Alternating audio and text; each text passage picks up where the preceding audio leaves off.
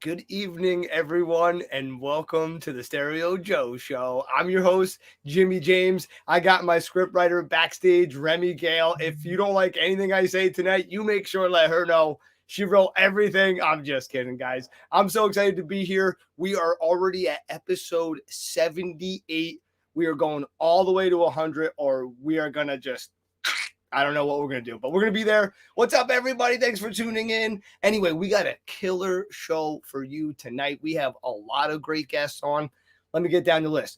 First up, we got Joe Billy, singer-songwriter, been super busy through the pandemic and just been churning out lots of music. So I'm really excited to talk to him.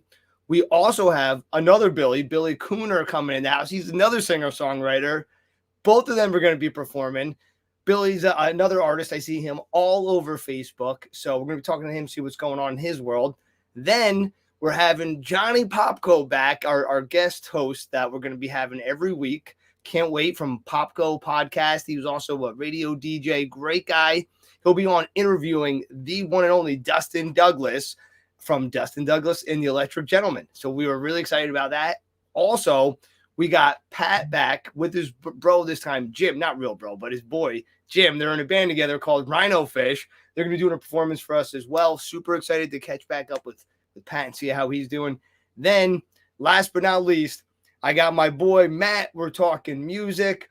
Today's a special day. A couple of cool albums came out. We're going to be talking about Zeppelin 1 coming out, Dave Matthews, Under the Table and Dreaming. Oh, Rem, I didn't forget that. Rem, she put a pause in the line to make it sound dramatic. I misread that. Oh, shit. Oh, shoot. I meant that wasn't in there, folks. That was an ad-lib. Anyway, all right, we got some songs for you.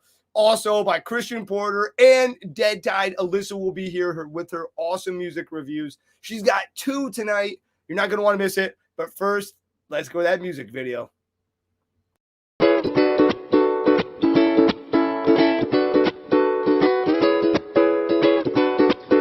Wake up every morning with the sun shining in my eyes.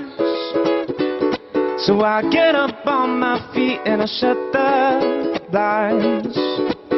'Cause I just wanna sleep all day and dream about all the ways you laugh and cry, sing and smile, dance with your eyes. So 'cause I just wanna sing a song just for you. And not 'cause you told me I have to. I sing for you. I sing for you. I sing a song for you today. And no matter what they say, I sing for you. I sing for you. Oh, oh, oh, oh, oh, oh, oh. I sing for you. Oh, oh, oh, oh, oh, oh, oh. I love the way you smile so sweet, with those dimples in your cheeks, make me go crazy. Oh. And when we are alone, we're just like a stone. We're moving nowhere. No. 'Cause I just wanna sing a song just for you. And not 'cause they told me I have to. I sing for you. I sing for you. I sing a song for you today. And no matter what they say, I sing for you. I sing for you. Everyone knows it's the way I so love when I sing to you. Oh, 'cause there's so many words I wanna say, but you'll just have to play this song. 'Cause it's What's up there, mute boy? How you doing? I'm doing well. I just didn't want to interrupt that voice. That was smooth. Dude, that was catchy as hell. Dude, you said that guy was on The Voice? Yeah, believe it or not, he actually is from NEPA. He was a contestant on The Voice about, I think, like 5 or 6 years ago. Actually was one of my coworkers too. His name's Christian Porter. Yo, you have the coolest coworkers. Like they're all in awesome bands. It's really exciting. We got Ace. We got a lot of cool people. Your other people. I don't want to name everybody, but Zach, you know the whole crew. And we ranked among that too. That's what I'm saying, baby. We got that beard. That's the big. That's right. This beautiful beard doesn't get beautiful on its own. People ask me, how does it get so nice? I tell them it doesn't need to be a struggle if you too partnered with the beard struggle. They've got products for beards of all sizes. Anything you need, balms, oils, brushes, they've got you covered. Even combs, anything you need, they've got you. Beard straighteners, they've got you covered. You're thinking that might be expensive. Well, we've got you covered. Tell them Stereo Joe sent you using checkout code StereoJO. They'll give you 15% off if you happen to spend $40 or more, which you might because there's a lot of awesome stuff. They'll ship it to you anywhere in the U.S. for free. Does that include downstairs deodorant? Well, I mean, you probably could double it there if you need to. Sure, it works both. Again, Remy scripted that in. Let's welcome in the awesome scripter of this show tonight, Remy Gale. Thanks. Remy, how do I get you to write for me? It's gonna cost you, Nick. Better start saving. Save those bucks.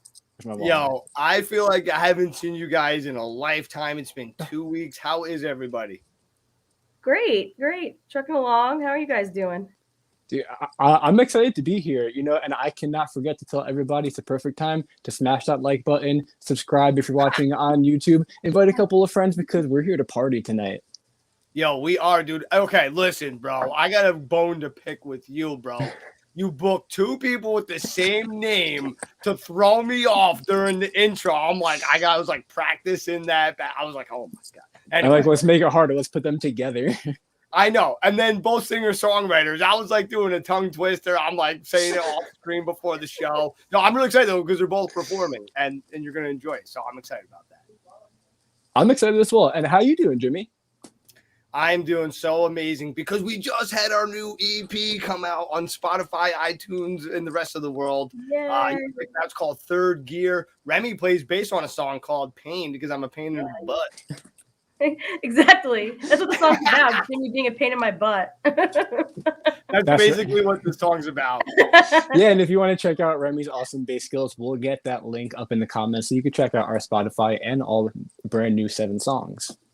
Yeah, they're really exciting. So, Rem, really what was going on? I see you got a friend over. She's off screen. I know we can't show her, but you got a lifeline for our segment tonight. But so you've been having fun without this. Me and Nick want to talk about this. What the hell? I have been. What have I been doing? That's so fun. You've been partying it up. Sleepover at Remy's tonight. Message me for the address later, guys. Yes, you'll have to survive sleeping next to Hank, though. That's the one caveat of the situation here. That's the fun part, people. Yeah. It'll be like one of those challenges. Last one to survive Hank wins the night. Yeah, but you don't win anything. You just get to live. That's the only prize. I love it. Yeah. Well, you also get to cuddle with a really cute little piggy. That's that. Yeah. In your last moments of life. That's a good. Yeah. What a way to go out. He snorted when I said that. He knows. I know. He definitely communicates. That is for sure. No doubt. But this is not an episode about pigs. This is an episode about music. Brought to you by the awesomest people ever, Remy Gale. Yeah. I don't know how to respond to that. All right. Well, listen, Rem, I am going to run on you only because we're going to be bringing you back in just a little bit to interview people. Oh, the best. Ooh. She asks the really tough questions like, what the hell were you thinking when you wrote the song? Yep. Jeez. Anyway.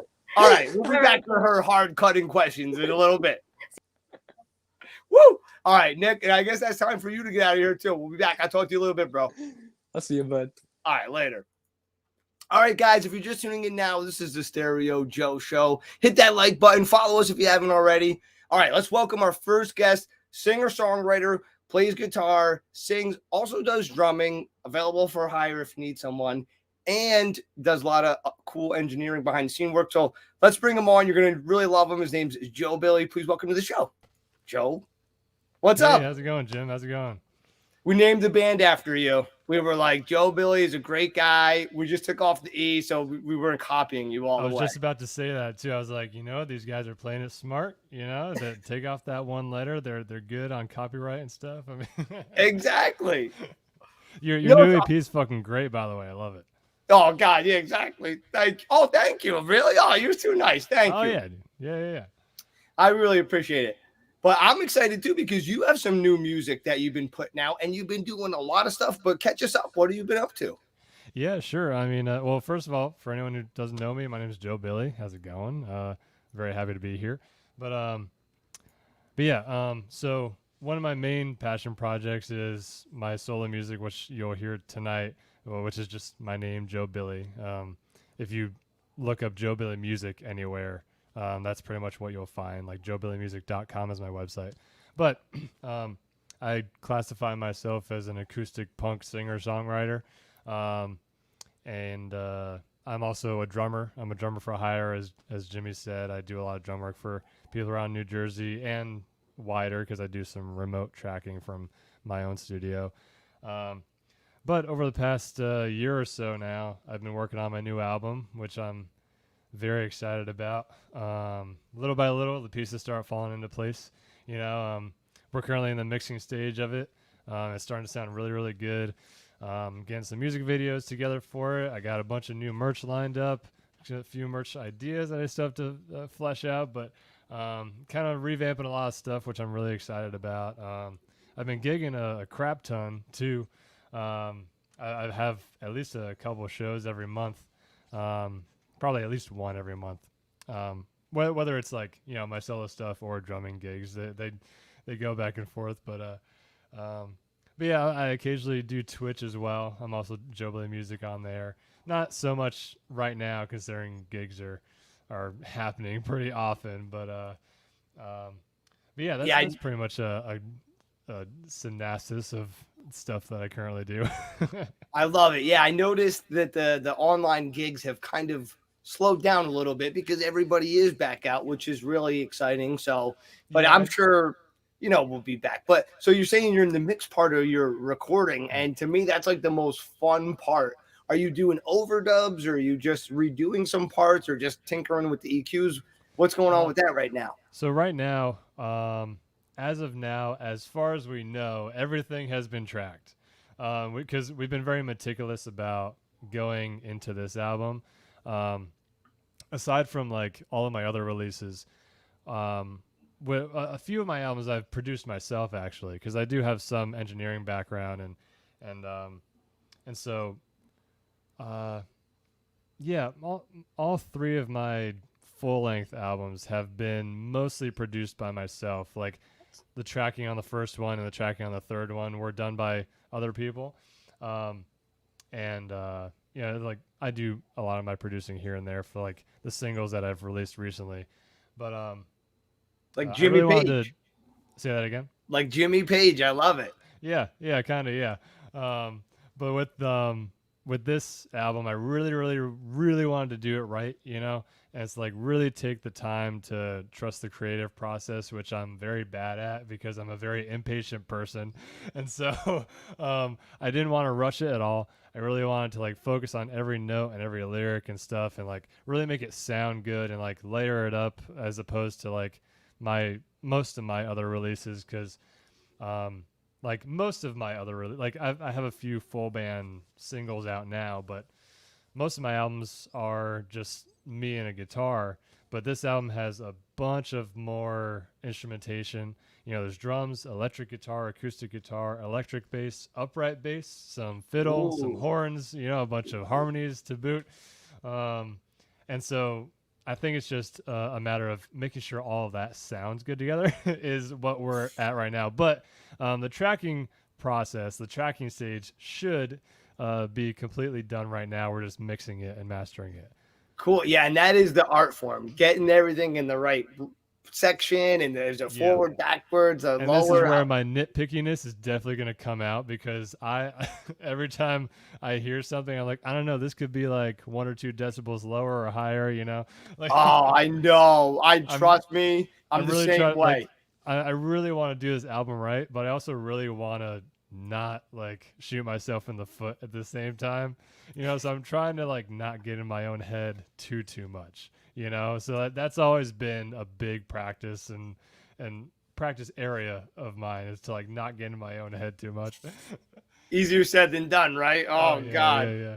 Well, yeah, you were saying that you've been kind of, bringing in more people lately for the gigs and kind of expanding the sound. So I'm excited to hear what that sounds like on the recording. But in the meantime, we're going to be going to a solo performance right now. So why don't you tell us real quick about the song, and I'm going to pop back in right after it. Sure. So the song I'm going to play for you is going to be the first single off the album. It's called 2 a.m. And it's basically one of those songs that you write for like all of the people in your life at the same time, you know? And it's basically just a reminder to everyone that you care about in your life, just to remind them that you're always there for them no matter what, you know? For any of us like myself who have been in, tough situations or tough, rough patches in life, sometimes we feel like we are going to be a burden to people if we ask for help, or just, say our emotions, or, reach out to people. And this song is basically a reminder that, don't get inside your own head in that way, because those people who are there for you and love you and care about you are always going to be there for you no matter what. Anyway, rant over. This one's called 2 a.m. and I hope you like it.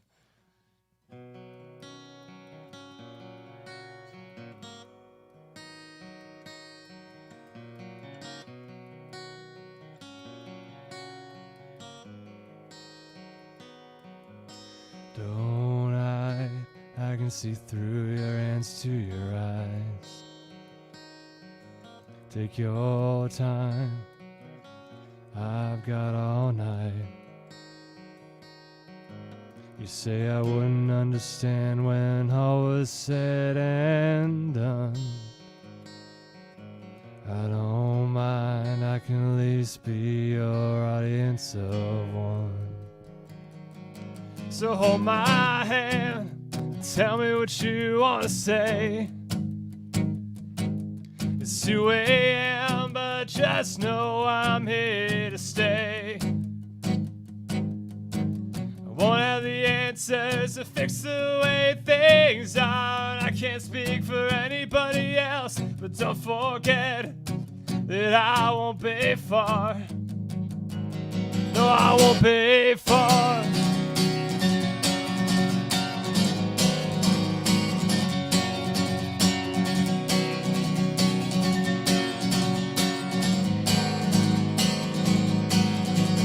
I fear all this is running you out of breath and into the ground, just trying to find a place to rest. When your heart feels like an ocean and your life like a sinking ship, and the compass you hold so dear no longer makes sense, just hold my hand, tell me what you want to say. It's 2 a.m., but just know I'm here to stay. I won't have the answers to fix the way things are. I can't speak for anybody else, but don't forget that I won't be far. No, I won't be far.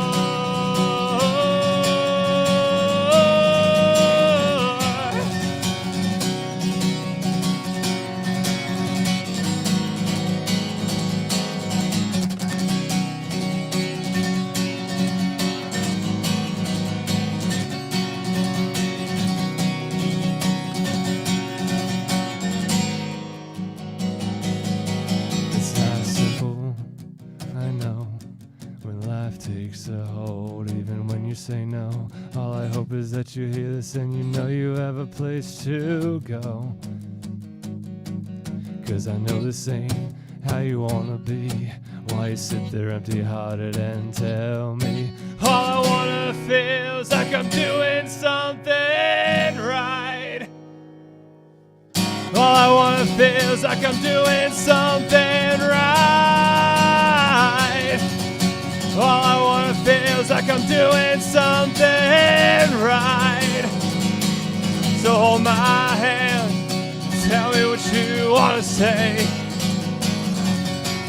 It's 2 a.m., but just know I'm here to stay.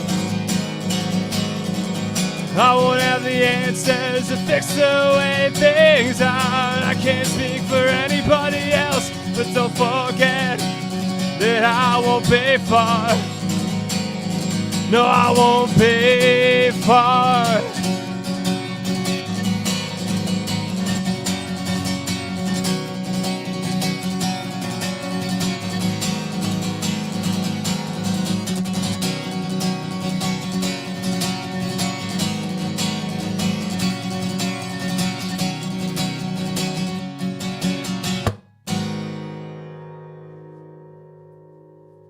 Thank you very much, everybody.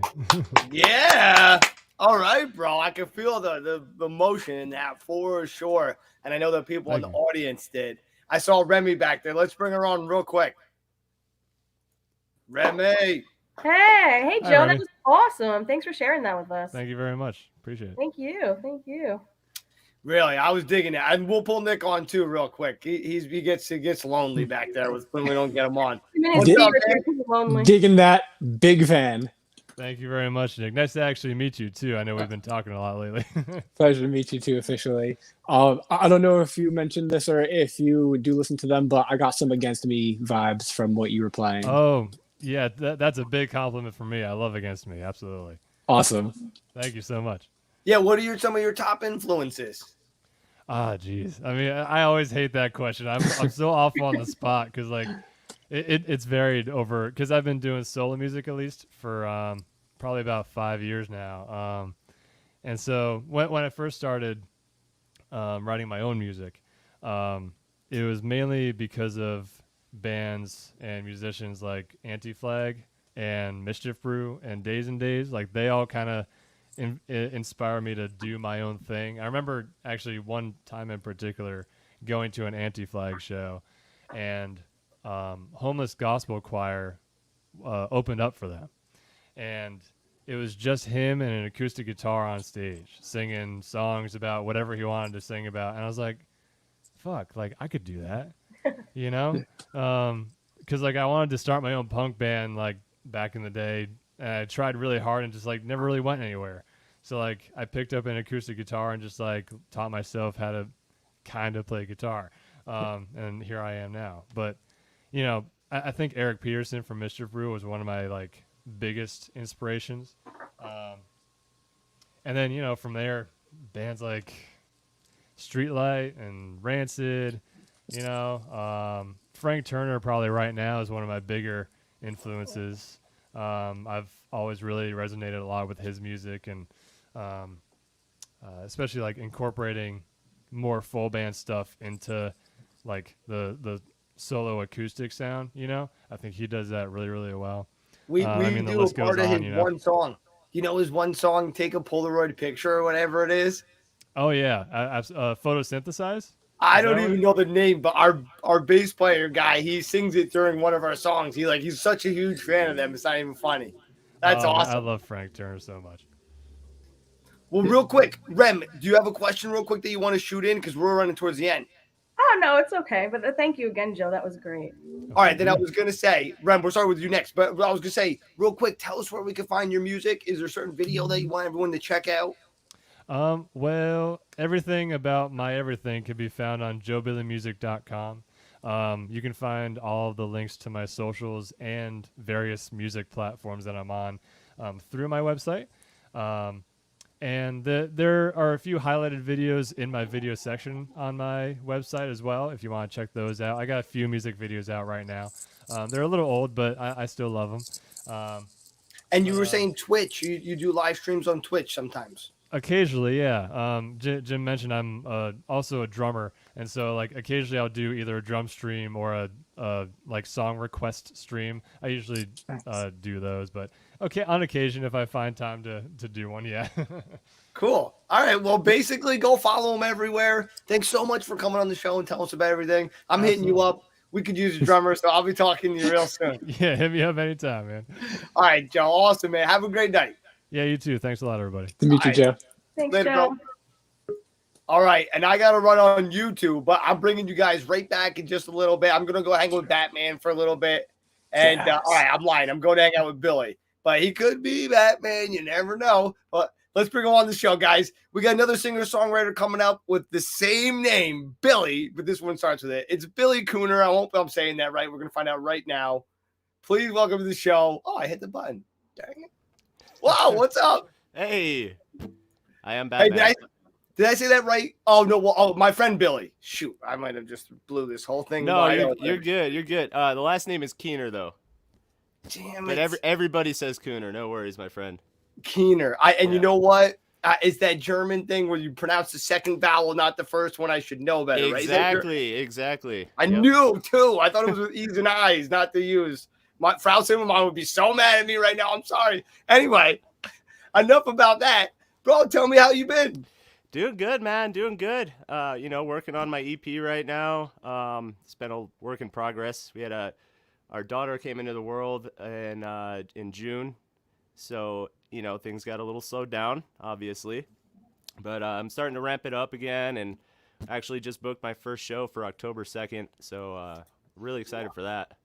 Nice. And I'll tell you what, I'm sure your daughter will give you a whole new album worth of songs, like such an inspiration. Like, Oh yeah. I hear it's a game changer. You look at life so differently. So I'm sure you'll be getting a lot of beautiful songs out of that for sure. Oh yeah. Well, I have a almost 5-year-old who's blowing me kisses off screen right now. She was And, on before, right? Yeah.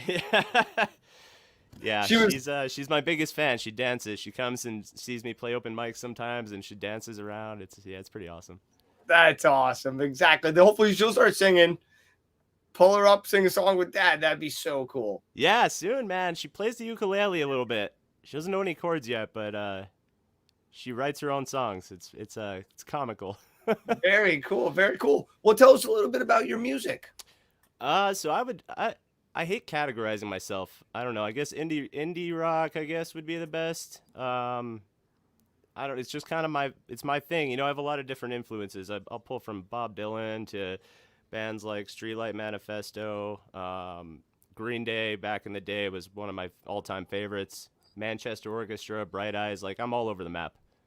All my favorite bands are all over the map. So I'm like a smorgasbord of, I don't know. It's just whatever comes out. I feel like that's how it is today. Like everyone's got a little bit of everything. Yeah, I would agree. Even Snoop Dogg. I mean, you can't go wrong with a little Snoop, right? No, Some early Snoop 90s. Lion. Yeah, I know. I was like, what the heck? Got to stay in the Yeah. news, I guess. Yeah, Shabba Finista.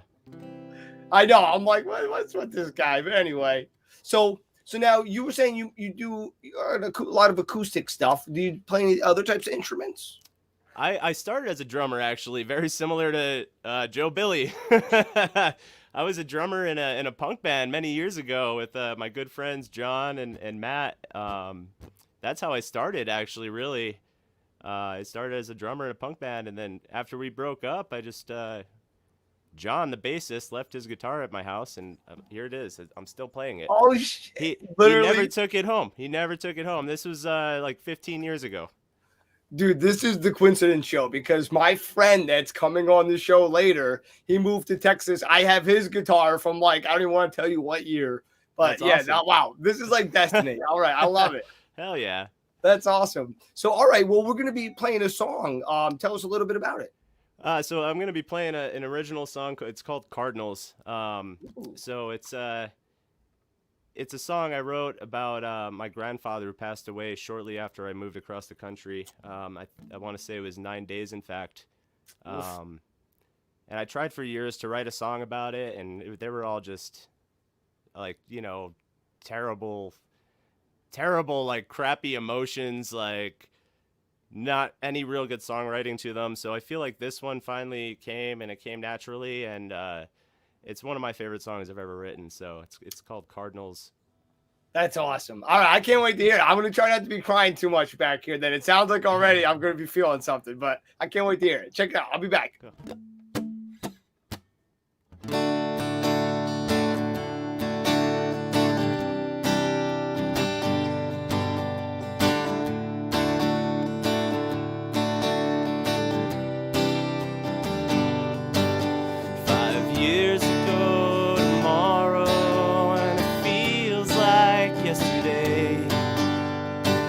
picked up the phone to call you and tell you that we made it safe. And it rained. And it rained. And it rained.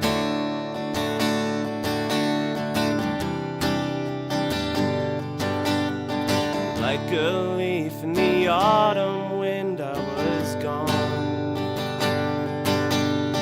Like a thief in the deepest night, you were gone.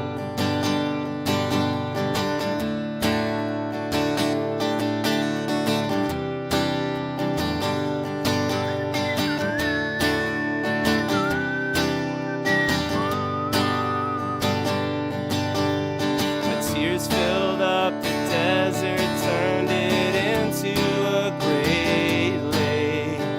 I was a shattered statue, felt like I had run away. Then it rained, and it rained, and it rained.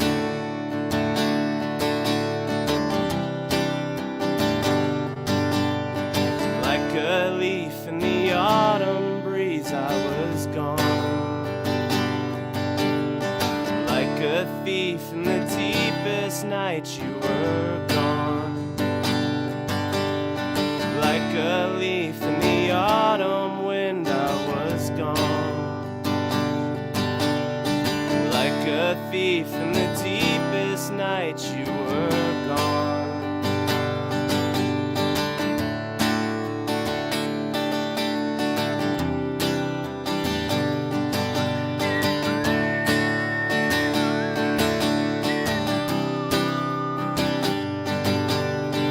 Like a leaf in the autumn wind, I was gone. Like a thief in the deepest night, you were gone. I didn't want to interrupt that last little end of the song. That was really beautiful, bro. And Thanks, dude, man. I was feeling that, man. And you know what? I heard a little Soul Asylum in there. I don't know if you're familiar with them. Yeah, I'm familiar. Yeah, your voice reminds me a little bit like of their more like I know they have like a little hard, not hard, but like rockier stuff. But they also have a little acoustic stuff, and I was feeling that a little bit. I'm really enjoying that, man. That was nice. Right on. Thank you. Thank you very much. Yeah, that was great. Thank you so much. Thank you. What's your songwriting process like? I'm curious because I really enjoyed your lyrics.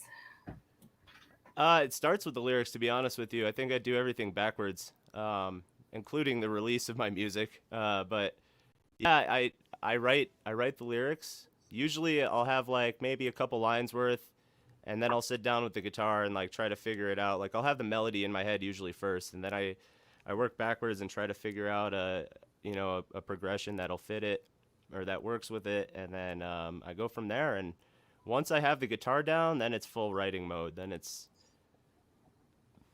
it's time to go. So that's cool. You get a little melody, a little lyric, then a little chord, and then all of a sudden it's like boom. Yeah, Kinda I comes mean, together. I've done songs in 20 minutes. Like I've just Wow. when it comes, it comes, and when it's not there, it's not there. I could go months without something good happening where I'm trying to force stuff, but most of the good ones, the ones I really loved, they're typically written in like 20, 30 minutes. And then, of course, weeks and weeks of ironing it out. But Yeah, no, I know how it goes. Like you hear about some of these like big, celebrities tell about how they wrote a song like in the changing room in like 10 minutes on a piece of little napkin, and then they like became this like Grammy-winning song. It's like crazy how the mind works. Like you said, sometimes it's super quick, sometimes it's super long. It's crazy, man. yeah, I actually used to write. I was a chef for most of my life, a cook and a chef. Now I work for the Postal Service, but I used to use like those guest checks, that they fill out your order on, the waitresses. I would have one in my pocket at all times when I was a cook, and I was constantly writing songs on those guest checks, like hundreds and hundreds of them. You know what? Honestly, for an album concept art idea, you gotta like get a bunch of those, like go over and take like a picture. I don't know. I'm just Right? thinking That's not crazy. a bad idea. I like it. I like Because that. it's like going back to your roots, But Yeah. But all right, I got to get the pillager on himself. This guy is crazy. He's like swinging a sword backstage. Let me get him on. Bro, I'm sorry, man. I was actually just typing in the comments that people really do underestimate the power of having a notebook with you, especially when you're working, because when your mind is occupied, that's just when the thoughts actually come and just start to flow. I agree. I always have one on me. Smart man. I And have I one. bring my I have a diary. I have a pocket Your one. diary. There's one in my car. There's one in like all 3 different backpacks I have. Like no matter what, I leave the house, I have one. see, people take notes. That's smart. And this question came up because of what you mentioned. What's your favorite dish or food that you like to cook? Oh man, a barbecue. I smoke meats. Oh, That's, yeah. Yeah. That's I what had you to. I'm said. sorry. Yeah. I'm sorry. Ribs, briskets, whatever. I love it. Oh, so All right. basically, we should head over. Remy, we're changing location of the sleepover. Come on over, guys. Billy's. Go to Billy's. All right. As My it friend turns Billy. out, I need some band members too. So we got a lead Yo. guitarist and a bassist, right? Yo, Uh-oh. I Just need a got, drummer. Nick and I are gonna duke it out now. I'm kidding. no, we got you covered. Nick's gonna headbang for us. It's gonna be All great. right, let's do it. He's definitely I got know. blocks for We'll it. headbang for food. Yo, this is a conspiracy. I swear to God, every episode, Nick brings on people with great beards and great hair, and I'm here like I'm so naked. You know, this isn't right. I'm out of here. No, I'm kidding you. So what do you got coming up next? I know you're working on the EP. Any time frame or Hopefully, maybe December, probably more like February. We'll see how that goes. I have to do it. I'm doing it myself, so it's all self-produced, and then I send it off to my good friend and my manager out in Jersey, Vic Syria, the owner of VBC Records, who graciously put me on his team, and so he does the mastering and the mixing. So it's kind of time-consuming, but I mean, without VBC Records, I wouldn't be even on the show right now, or probably even writing songs. So Wow. I've got to be good. I just got to be so good. I am Michael Scott. I'm literally getting myself out of here. He is. No, but that's really awesome. And you had mentioned a couple of musicians that inspire you and a little bit of your songwriting process. Are there any locations, places, or things outside of music that do inspire you for your music that you kind of like to take your guitar somewhere and just kind of like break away? Oh man, for years I'll find like the smallest, most quietest, secluded little park in the middle of the woods and just sit there for hours. Usually in the spring, like once winter breaks, and back when I was in PA anyways. Out here in the desert, it's pretty hot all year round, so Oh yes, that Yeah. must make it tough. yeah. But I like to go and sit in the front yard and play, you know, I do it all the time. I actually have a whole series called The Roof Sessions on YouTube where I went on my roof and just played music for like 2 or 3 months straight. Oh, that's actually really cool. Wow. Yeah. That's awesome. I'd find that you get different music when you go to different places and it just inspires something else. Yeah, I agree. You know, when I'm sitting in my house, it's kind of tough, you know, because, I mean, we have the whole family here and everything. There's not a lot of places to get away and to get quiet. So it's tough to sit down and really get to work, you know. But, you know, going up on the roof or even just going for a walk, you know, finding somewhere in the bosque, hanging out, just playing music. Nice. That's great. All Yeah, right. nature can be very inspiring, so that's wonderful that you do that. Yeah, I was gonna say on the side note, kicking off right what you both just said. Where do you prefer to vacation? Are you more of a woodsy type of person? Are you more of the beach type person, or skiing or something? What do you Oh, man. prefer? I'm a beach boy, man. Nice. I mean, since we moved here, we vacation in Pennsylvania every year to visit with the family. But yeah, I'm a beach boy through and through, man. I could live on the beach all day long. Not a surf Have you baby. been to a top beach yet? Like one of your favorite like places you want to go back to, or That's a loaded question. The most fun I ever had at a beach was Wildwood, Maryland. oh, But, I never been. I would never take my family there. I was gonna say. Fair enough. I think I was like, I think I was freshly 21 when I went there the one and only time. Spring But- break. Yeah, it was. That was the best time I ever had at the beach, but definitely not somewhere you take the fam. But no, I don't know. If you had to pick a scenic beach that was like just pretty, what would you pick? See, I don't know. I've only really gone to beaches on the East Coast. North Carolina was beautiful. We actually got married in Bermuda. That was the best beach of all time. Cool. Horseshoe Bay. Yeah, dude, that's where we Yeah. go. I love that one. Yeah, that was the best beach of all time. But I mean, we didn't get to really hang out there and swim and whatnot and enjoy it. We were, in the process of eloping. You were having the best day of your life. Exactly. Yeah. We got you. We got you here at the show. Good Well, cover. listen. Good cover. Yeah, we're here for our boy Billy. Anyway, before we let you go, where should everyone check you out and get a hold of you? The best place with all my links is going to be avbcrecord.com. If not, you can check me out on Instagram under my friend Billy, Twitter, my friend Billy, and also Spotify, Amazon Music, all those things. I recently released an EP of songs I recorded on an iPhone 5 like almost 7 years ago. So that's pretty fun, but That's check cool. that out. I think That's it's 5 cool. or 6 songs. Yeah, pretty much anywhere you can listen to music. That is awesome.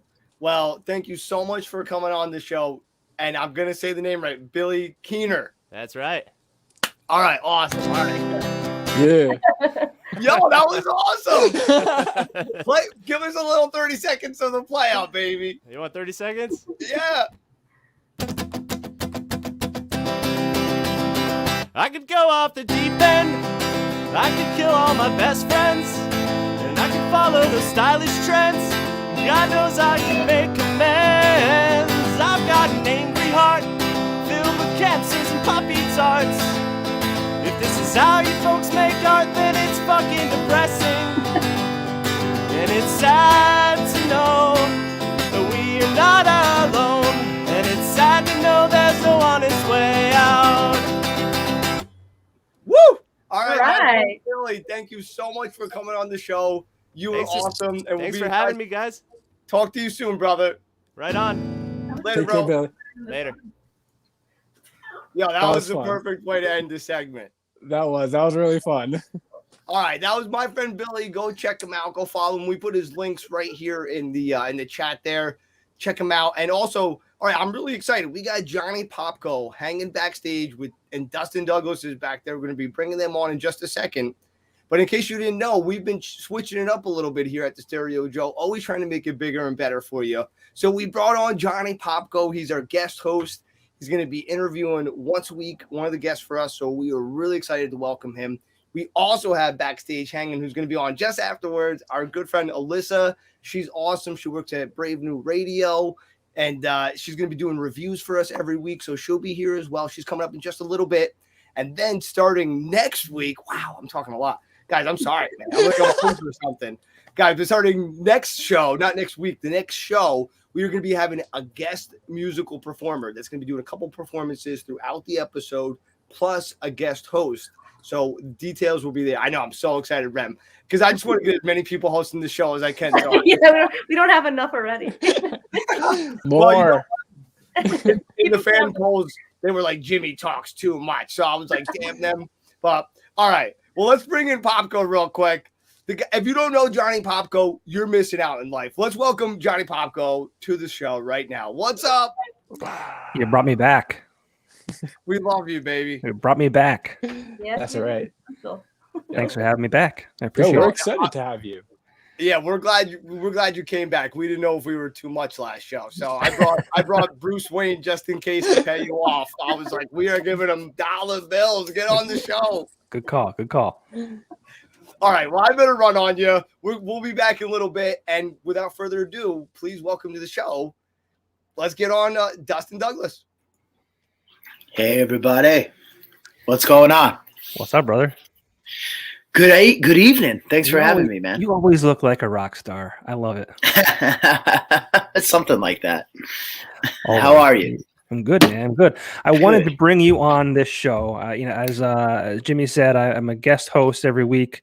I wanted to bring you on and introduce you to their audience because you are one of the hardest working musicians that I know and have the pleasure of calling a friend. Dude, I don't know when you sleep. I really don't. There's times I wake up in the morning on a Sunday and you're already posting. You're on your way to a gig. And then you're on. That's the first gig of two for the day, sometimes three. So, talk a little bit about. I mean, what are you doing? Like, when do you sleep, and what keeps you going?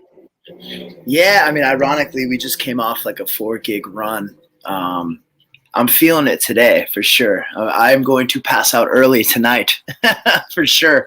But yeah, man, I mean, that's how I work best, dude. I'm wired that way, man. If I'm not playing, I kind of feel uncomfortable. I don't know how to act properly. So, yeah, man, the busier the better for me, man. I just love what I do, and it's a blessing to be able to do it as much as I can, Yeah, and you are the front man for a blues influenced rock band called Dustin Douglas and the Electric Gentlemen. There's 3 of you. But you'd be surprised because these guys, the sound that these guys put out is incredible for just the 3 of them. And you said that you kind of, go crazy not playing. And obviously the past year and a half, you've probably been geeking out a little bit. Yeah, man. I mean, it was definitely I've been doing this, as you know, for since I was, basically a teenager. So it's just part of my, it's part of my existence, man. So, it was definitely a change, man. It was definitely a change, but it gave me some great downtime and, time to do things that a normal person does. like enjoy your fiance, soon to be wife. Right? Yes, very soon in about a month. So I'm not playing on that. I'm not playing on that day. So you better not be. Not that I haven't been offered, but sure. I don't want to have to deal with that. Yeah, don't do that. But I mean, it wasn't all bad. I know during the pandemic, you also got together with the guys and Jonathan Edwards, and you guys created a music video. Yeah, I mean, we put out our first new music in a couple years. It was a single called "Broken." And then we called on our ace in the hole when it comes to videos, Jonathan Edwards, who's a great friend of ours and who we're going to be working with again soon on another new single by the end of the year. But yeah, the Broken video was fun to film. It was cold, but it came out great, and I couldn't be happier with it. And just looking forward to doing another one very soon, actually. Cool. Well, let's not tease the audience. Let's actually play the video for them. Yeah, I think, though I don't know if they're going to play that video or not. They might play another one just due to some legality issues when it comes to, so they might do. Informed. I was not informed. No, that's all right, man. You didn't get the facts? I didn't get the facts. The fax machine's down. Damn. No, but I think it might be also if it's not that video, which everyone, if they don't show that one, go out and check it out for sure, regardless on YouTube. But I think they might play "My Time Is Precious" because it's a live video. So there it is. Well, whatever. Let's do it. Look.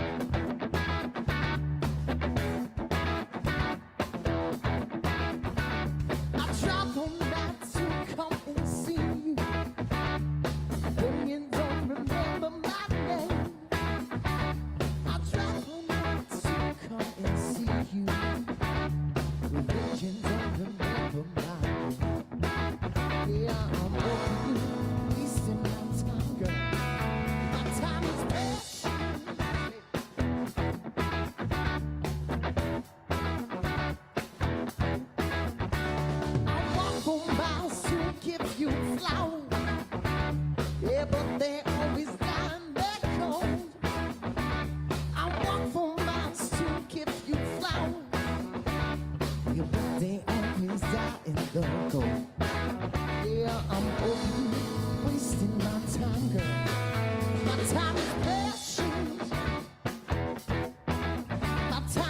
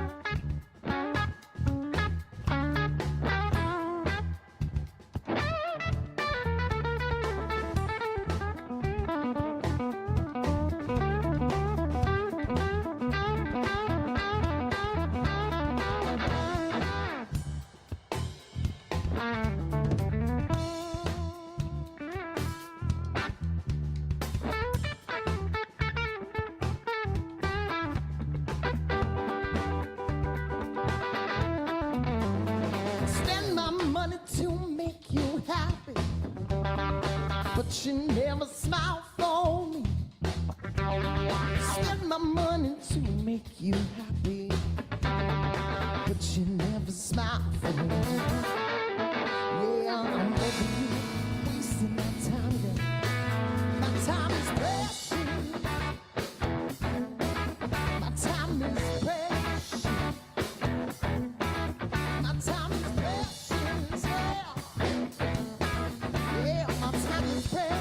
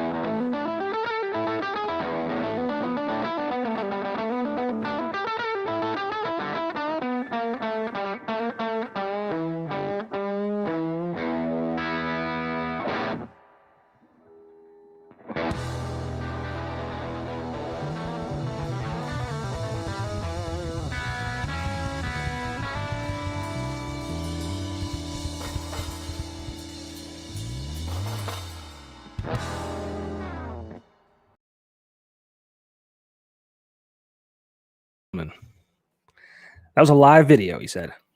Yeah, we did that at our buddy's place. It was Astrology Days, and that was live. Yeah, that was live. I think we legally can play a live. my stuff is not my own, man. I don't know what's going on. Oh my goodness. Oh my goodness. Welcome to the business. Yeah. Well, your band consists of Matt, the Dane, Gabriel on the bass, and Tommy Smallcomb on the drums. Like I said, you guys have a pretty powerful sound coming just from three guys for sure. Awesome. But that had to be nerve-wracking. Was it nerve-wracking doing a live video, knowing that it was also being recorded and going to be put out there for the world? Obviously, you could redo it, obviously, but like, I mean, sure. It's a long song. You want to do it right the first time. Yeah, live video is always a little bit more stressful than acted out for sure. Just because and we're really raw, like we don't run tracks or anything, so it's just like, man. So that kind of makes up for we like to be tight and rehearsed so that we can do stuff like that and not be stressed out. Sure. Yeah. I see you're also all ready for Halloween, huh? Someone in the house is. yeah. My fiance Amber has definitely started the decorating process. Although I could say I'm pretty sure the shit was here already. So all year long. Yeah, I don't know if this is any different. So Oh yeah, my wife had me all day Saturday running around getting mums and hay bales and Oh corn yeah, stalks. dude. And, Be going to Home Goods, man. I'm telling you, bro. dude, I don't know if you saw my thing on Facebook. Real conversation we had together. I said I had this like beer soap that I wanted to put down in the downstairs bathroom. Okay. The soap that was there originally was all gone. I'm like, oh, can I put my soap down there now? She said, oh, no. I have new soaps coming out tomorrow. I'm like, where am I living? Is this Bed Bath & Beyond or what's going on here? Well, it's funny you said that because, yeah, there's only one soap in the house in October, and it's like this special. Yeah, dude, same thing here, man. I'm just happy there's soap around. Yeah, right. especially now. Thankfully, we're kind of on the tail end of the pandemic. But like I said earlier, you're a very busy man. I'm gonna let you go in a couple minutes, but I wanted you to tell people, if they're around in the area, where they can find you at some future shows. Yeah, I mean, you could check out the whole schedule on our website, DustinDouglasMusic.com. But I know this week we're doing. It's close. It's in Hazleton, PA. It's an awesome venue called Tap at Humboldt, and we're doing their Oktoberfest on Saturday. And I think our set's earlier too. It's like a 2:00 set, so we will be there doing that. And then we have a bunch of shows coming up throughout the end of the year. And yeah, just head on to DustinDouglasMusic.com and Dustin Douglas Official on Instagram and iTunes and Spotify. Everything's out there. And yeah, we're finishing up a new record. It'll be out next year sometime. Yeah, we're not looking to rush anything. So we want to put out the best record we can. Cool. Well, I'm looking forward to it. You know where to find me. I know where to find you. So hopefully I'll see you sooner than later. But thank you so much for joining us. Yeah. Thanks for having us. Say bye, Spike. See you later, guys. See you, Dustin, Spike. before I let you go, bro, I just wanted to say Jim. I was feeling that track, the solos, everything, bro. Honestly, really great stuff. I got up, I started dancing. So now, does the rest of your stuff kind of sound like that? Yeah, that's us in a nutshell. Yeah, man. Yo, I gotta get out to a show. Please let us know. I mean, let Nick know he's a little bit closer, but I'll make the absolutely sure. Awesome, Jimmy. Fun. Thank you for having us, man. We're doing a shot together, bro. Please. All right, I promise. All right, I'll see you. Nice meeting you, bro. Thanks again for coming See you, on. Jim, John. Thanks, guys. See you later. See you, Spike. Johnny, you are just too amazing. Thank you so much for coming on the show. Can't wait to talk to you. Always a great time. You're awesome, man. Give a shout out to all your stuff real quick, though. I want to make sure everyone checks you out. The Popco project. That's what I'm working on now. It's a podcast. It's we have to get you guys on the show, by the way. We gotta make that happen. But it's a podcast. It features, artists and musicians and chefs and anyone really, adding value to the life, the lives around them. And I enjoyed it a lot. And yeah, the Popco project. Find it on Instagram, Facebook. You can find the podcast on Spotify, Apple Podcasts, Google Podcasts, all the good ones. And yeah, man. Well, thank you so much. Everyone go follow Johnny right now. Thank you so much, brother. Great to talk to you. See you next week. All right, man. See ya. All right, later. Guys, that was Johnny Popco. I don't know if you know, but you're going to want to go follow the Popco podcast right now. Thank you so much for coming on, Johnny. We are so honored to have you be a part of this. Thank you so much. If you're just tuning in, this is the Stereo Joe Show. I'm your host, Jimmy James. We air every other Monday night on the Stereo Joe Facebook and YouTube channels. And we also do a lot of cool things. We interview a lot of great bands. And now we're reviewing new music for you. So we're going to give you the latest on a bunch of new musicians. Tonight, we got not just one, but 2 albums we're going to be reviewing for you. So please, without further ado, let's welcome to the show our awesome reviewer, Alyssa. What's up? Hello. All right. You are just so cool. I'm going to get out of here and give you a big screen. I'll be back, but don't leave because we want to talk. All right. See you later. Okay. Hello, everyone. So my name is Alyssa Mattia, and you're with another segment of music reviews. I have not one, but 2 for you today. I'm very excited. So if you are an OG Stereo Joe Show viewer, you might remember Dead Tide, or otherwise known as Dan Tide. So Dead Tide is a melodic death metal and metalcore band based out of New York and New Jersey. The vocalist Mike and guitarist Phil, they met in college and they started playing together, and that eventually led to the birth of Dead Tide. They've been playing in various bands throughout the years, and now they just recently released The Rabbit Hole, which is their debut album. It's got 10 songs on it, very unique. They all take you on a metalcore adventure. I've been a fan of metalcore since high school, so I was very excited to cover this album. Just every single song was really great. As I said, they were all unique in their own ways.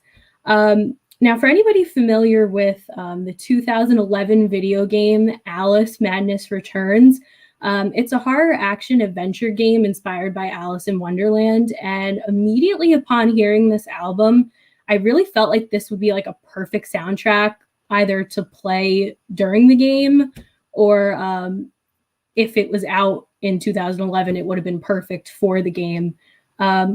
My favorite tracks off the album are the title track, The Rabbit Hole, Finish the Nightmare, and Begin the Dream. They're all just really great songs. They're ones that kind of I gravitated towards more than the others, even though I did enjoy, as I said, every single song on the album. I think this was a really strong debut for Dead Tide, and I'm highly anticipating more from them.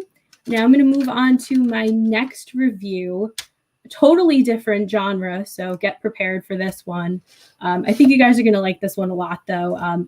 This is from an artist called Josh Christina. Now, he is a man of many talents. He's a piano enthusiast. He's a singer-songwriter. The most fitting title for him is rock and roll revivalist. You'll figure out why. He's a Maryland native. He's had a love for rock and roll since he was 7 years old. So, start him out young.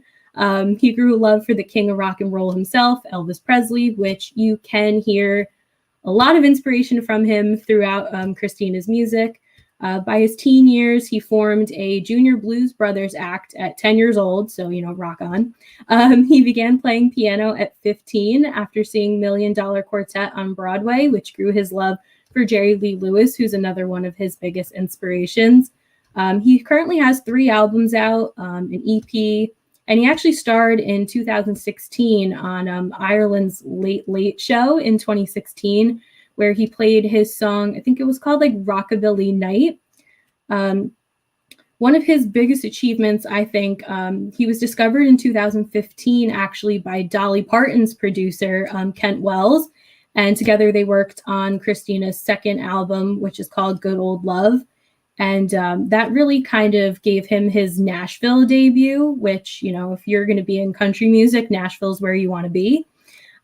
So he's been bringing classic rock and roll roots back into country music, which a lot of country artists have been starting to do, adding more of those classic rock and roll roots that early country had. So it's coming back in country, other genres as well. And you could especially hear it in his new song, Weekend Night in America, which I reviewed. Upon first listen, I was instantly blown away. I think he perfectly executed the blend of I call them country drawl vocals and the rock and roll instrumentation. So together they just were the perfect fit. And before the vocals even hit and it was just the beginning instrumentation, I was already okay, that's awesome. So the song is all about forgetting your troubles and just living it up. And one way that I like to describe Josh Christina, which a UK country review website, I think it was, even said it as well. So if you took Elvis Presley and you mixed him with Jerry Lee Lewis and Elton John and they had a baby, I feel that would be Josh Christina's music. Especially in a YouTube video I saw of Josh Christina. I think it was for his song called Old Piano. Just right away, he really has the entertaining and piano mannerisms of both Jerry Lee Lewis and Elton John. So just really very unique. And not many people can say that they have quotes about them from some of their biggest inspirations, especially in music. Josh Christina does, and I'm going to read one right now. It's from Daryl Davis, who's the piano and band leader of Chuck Berry. And so he said in the 20th century, 1955, it took several young men to create and define rock and roll. 65 years later, and it only takes one man who embodies all the pioneers to introduce it to the 21st century. That man is Josh Christina. And with that, this has been another segment of Music Reviews with me, Alyssa Mattia. Yeah, I love it. I love it. And I thought of a really creative joint name for the influences. Here it goes. Goodness gracious, great balls of a hound dog blowing like a candle in the wind. Fantastic. Perfect. And I want to give you a shout out. Oh, hey, wait a second. Where'd you go? Did I hit that button? No, Yeah. Oh, you're there, but okay, here we go. Wait, where'd you go? Oh no, now I really hit it. Oh, here we go. Okay. On the job. Okay, I was gonna say you were such a trooper. You came on, you're feeling sick of me, and you still came on the show. Thank you so much. You're welcome. All right, let me pull in Remy. She always likes to laugh at us. The two of you. I want to be right in the middle so the two of you can make fun of me. It's my favorite part of the movie. Okay. Oh God, I don't know, man.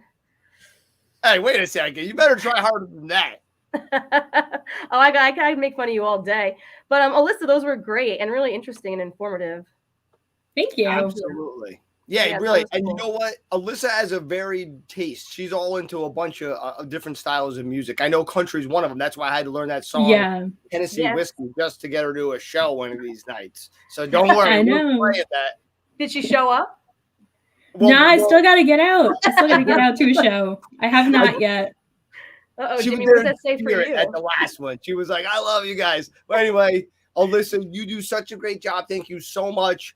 We actually have a clip of Dead Tide, but I think we're going to play it in a minute. Nick had it ready to go. Dead Tide, we love you. Down the rabbit hole. Definitely Alice in Wonderland meets Oh, definitely. Yeah. psychedelic something. No, That the video song is is great. great. You what? I'm sorry, that video was great. I think we played it when Dan was on last time. Yeah, exactly. Yeah, Dan, who's one of our good buddies who plays drums with us, he's the drummer for the band Dead Oh, yeah, Tide. sorry. And he's, you know what he's Yeah. actually doing? He's actually recording tonight with Josie, the girl we both perform with, and Josie's recording her original song. And maybe one day Alyssa will review it and be like, it sounds great, except for the guy that recorded it. Yeah, maybe. He was telling me he was recording. So Yeah, it's so exciting. So they're over there doing it now. I'm sure they're going to tune in as soon as they're done. No, anyway. But listen, Alyssa, thank you so much for coming on. Seriously, feel better, and we will talk to you in 2 weeks. thank you. All right. I will see you then. Looking All forward right, I'll to see you it. later. Yeah. Oh, all right. I was going to do this whole numerology thing. I might be back to do it at the end of the show. Oh, because it's to make you and Alicia laugh. All Yeah, right. you can hear her laughing in the background. Yeah, I love it. We need it every episode. She's like our laugh track. I know. Listen, we need it. All right. Anyway, I'll be back. Stick around. I'm bringing you back for Pat. All right, great. Well, Pat and Jim. And like I just said, Pat and Jim coming on the show in a band called Rhino Fish. Boom, boom, boom. Actually, really cool way they came up with the name. But I'll let them tell you all about it. Please welcome to the show, Rhino Fish. Hey, What's going on? what's going on? If you couldn't tell, I just had my Mountain Dew, so I'm a little bit hyped up. I need to get my Mountain Dew. Hyped up. How are you two doing? This is awesome. Last time we just had Pat on. Now we got the duo here tonight. I love it. Tell us what's going on. Not much. So, long-time friend here, Jimmy, played bass, and he's playing drums. So, I know I was on last year. I played just by myself, but now I got this guy with me, and we're doing some rock and roll. So we're excited to be here, and we appreciate you having us on. Excellent. You didn't have such a cool guitar last time. Yeah, Yo. I have my acoustic, and I have my James Hetfield Explorer. Oh my God. Now what's different from a regular Explorer?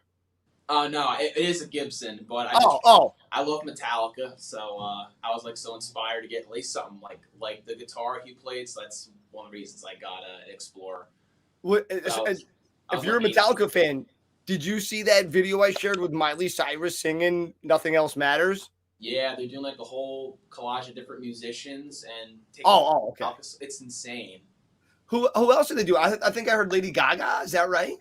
I heard a bunch of people. I remember Miley Cyrus. That's the only one I heard. But there was like a handful of people. I thought that was like really neat. Like I'm just like waiting for this album to come out. It was cool, but I was like, it gets better as it goes into it. Like they start singing together and harmonizing. But anyway, I love it. So all right, so is Metallica going to influence the song we're hearing tonight, or do we have a different influence? Yeah, definitely not, man. I mean, we kind of took our influences are so vast between the two of us. I mean, they stem from like classic rock and then like early 2000s. I mean, it's such a mixture and collage of stuff.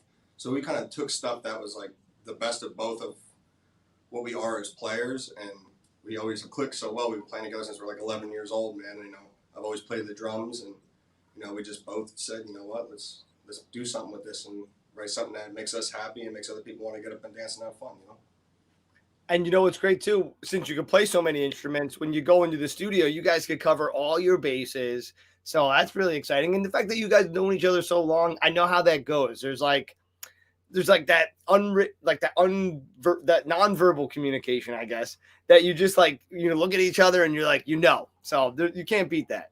Yeah, we drive so well, man. I mean, we definitely, we played in every band. We played in so many different bands, but we've always stayed as a pair no matter where we went, no matter what the genre was, man. I mean, we just like we always just click and get how we're going to play certain things, even just jamming out, man. So it's just, now it's just morphing into this insanity, which is sick. Since the 6th grade.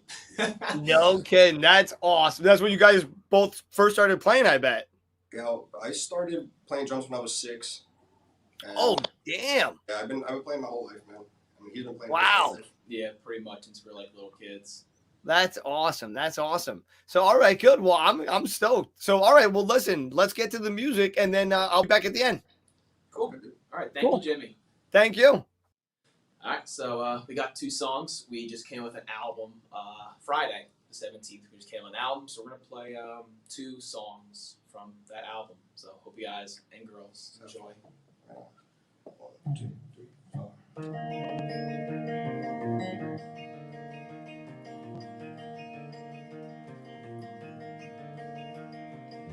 I took her out on a Friday night, too far on the shoreline. I don't want on a summer night, I don't care about tomorrow.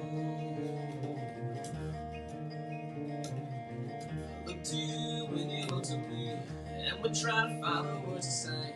We just smiled and a company I've been waiting for forever. And I've been for on summer nights, the way she moves and smiles, she knows. And I'm a sad for that sundress, the way the moonlight shines upon her eyes.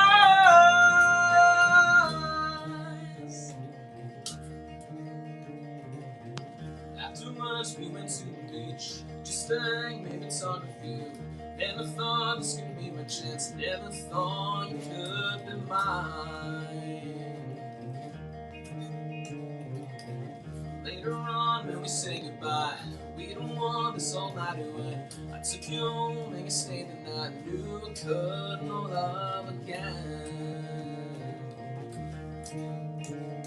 And I've been for summer nights, the way she moves and smiles, she knows. And I'm a sad for that sundress, the way the moonlight shines upon her. Oh, yeah, messed that one up, folks, sorry.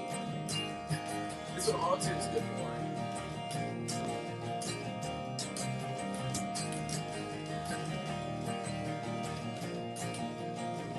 We cannot be apart till late tomorrow, late tomorrow.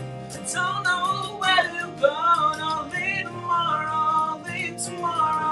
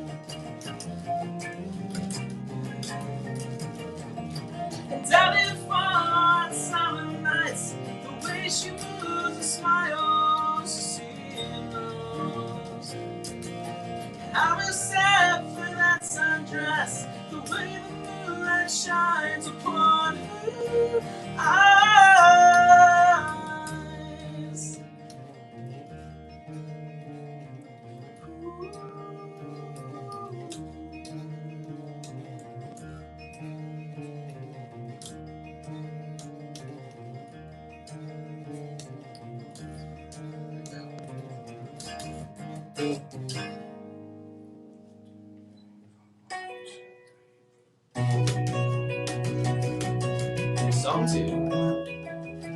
Nope.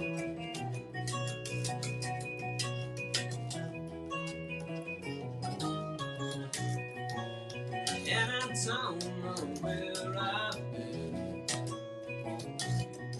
but it's alright with me.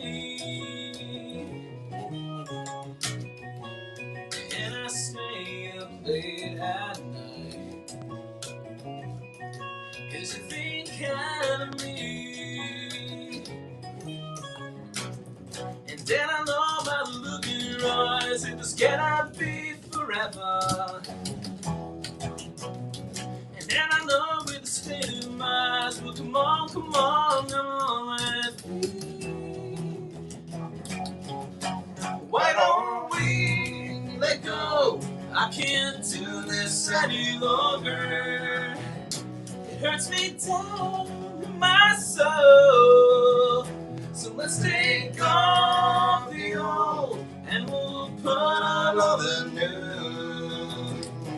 It's been time for a change. Yeah, yeah.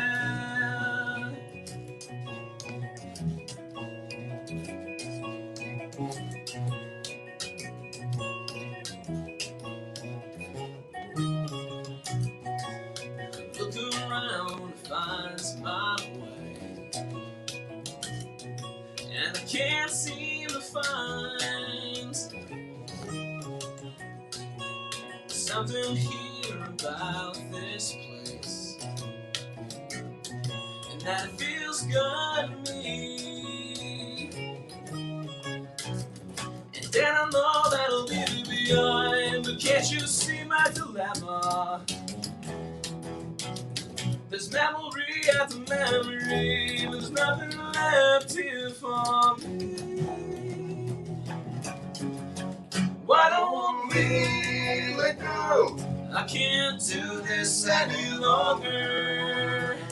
It hurts me down in my soul. So let's take off the old and we'll put on all the new. 'Cause it's been time for a change. Yeah.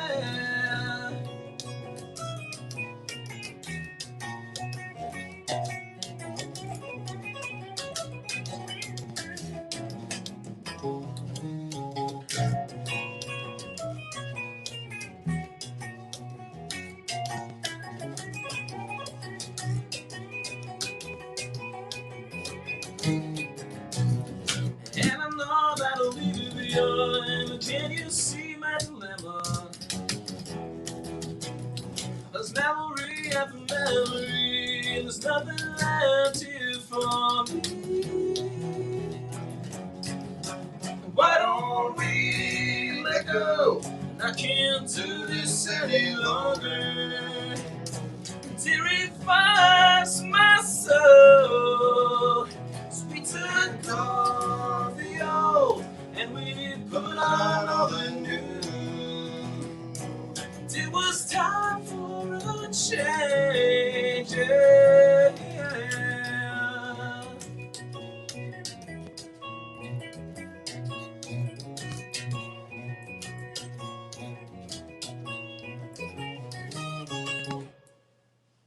Whew.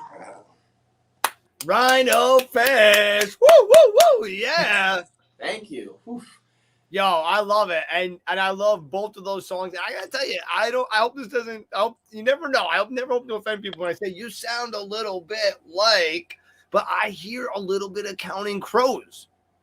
I don't know if you're fans or not, but honestly, I love Counting Crows. I've seen them live. They do a great show. The singer, it's the singing that has the little bit of reminiscence in it. But I love when you hit those higher notes, bro. And you know what? Honestly, when you did that thing, dude, that was like the best part because it was so sincere. When you watch it back, I think you're gonna like it, bro. It was awesome, man. You did a nice little performance there, honestly. Thanks, man. I'll take Counting Crows. I'll take it. Oh, For man, real, yeah. I'm telling you, it was sounding great. And the bass lines, I was loving what you were doing, especially at that last song. Of course, those little leads on the guitar too, but really, I was loving that. All right, let me bring in the Viking. I know he's got something to say. Awesome. Nice to meet you both. And I agree with Jimmy. I was loving both songs. You guys absolutely killed it tonight. Oh, thanks, man. Appreciate it so much. Whew. Yeah, absolutely. I saw you guys post something recently, and I want to get your opinion. Recently, AI created every melody possible. Do you believe that there are still ones out there that we can still make that are original, or do you think that that actually covered just about everything that's out there?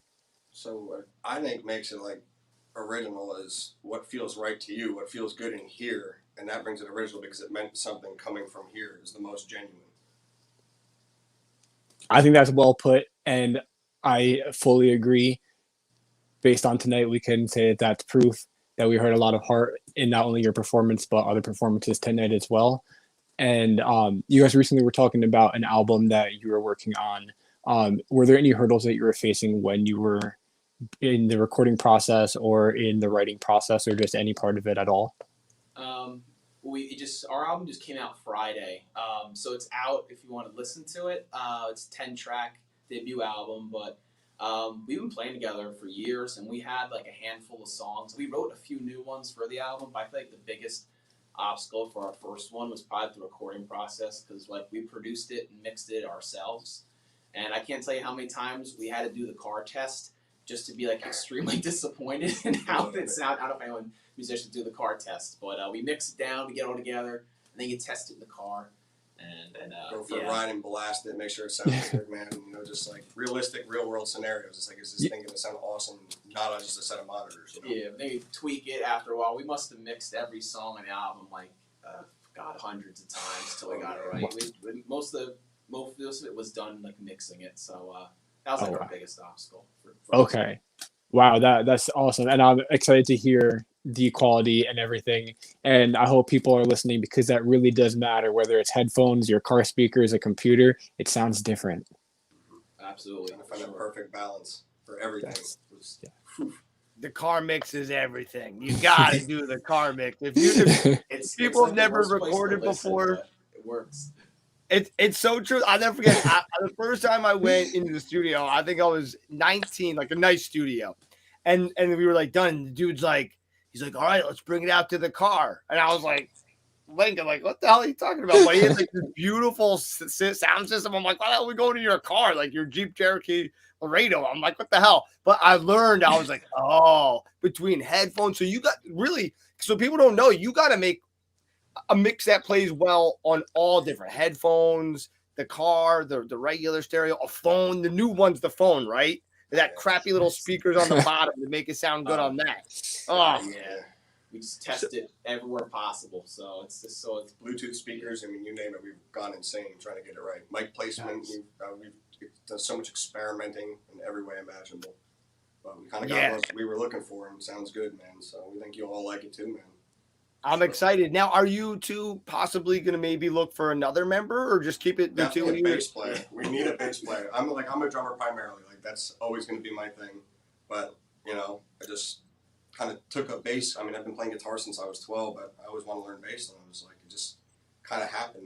We get like a good bass line going, and then we write something, and it would just kind of morph into this insanity. Yes, if anybody knows bass, hit us up, please.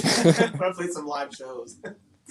But I agree with you guys. Like to me, it's so well. Like by playing all the different instruments, it gives you a different insight how to like kind of write the part, you know, like or how they all work together. So it's really cool to play the multiple instruments, like you're finding out, right? It's like it's awesome. I mean, we both play piano, we both play bass, we both play guitar, we both play drums. I mean, we have try to sing. Yeah, we try to sing. Nick, I think we know where to go for our new members. Let's pull them in. No, guys, we're always looking to build the band out a couple of members. Let's go. We need harmonies. I was loving that too, by the way. Yes. You pulled that out. I wasn't expecting that. That was nice. Oh man, appreciate it. Thank you. Yeah, well, I'm really excited to have had you back. So now we're gonna have you back for number 3, and we're gonna have another person playing boxer next time or something. Welcome a third person. Come on, that'd be great. Exactly, Jimmy. I know you'll be doing it, but like whatever. Then who's playing bass or whatever. But we'll get another person there. But anyway, so exciting to talk to you guys. Give a shout out to yourself real quick before we let you go. Rhino Fishman. Give a shout out to your socials real quick. Social media stuff. Yeah, we're on Instagram. Well, primarily Instagram. We have a Facebook page, which we just made it recently, so it's not really that updated. But we're pretty active on Instagram, and So Rhino_fish. Definitely follow us. Check us out, man. And we're on all major platforms for our album. And check us out, man. I think you'll like it. And real quick, could we tell them how we made your band name? I love it. Oh, we didn't tell the one. Okay, so yeah, real quick. So my last name is Reinierson. His last name is Fisher.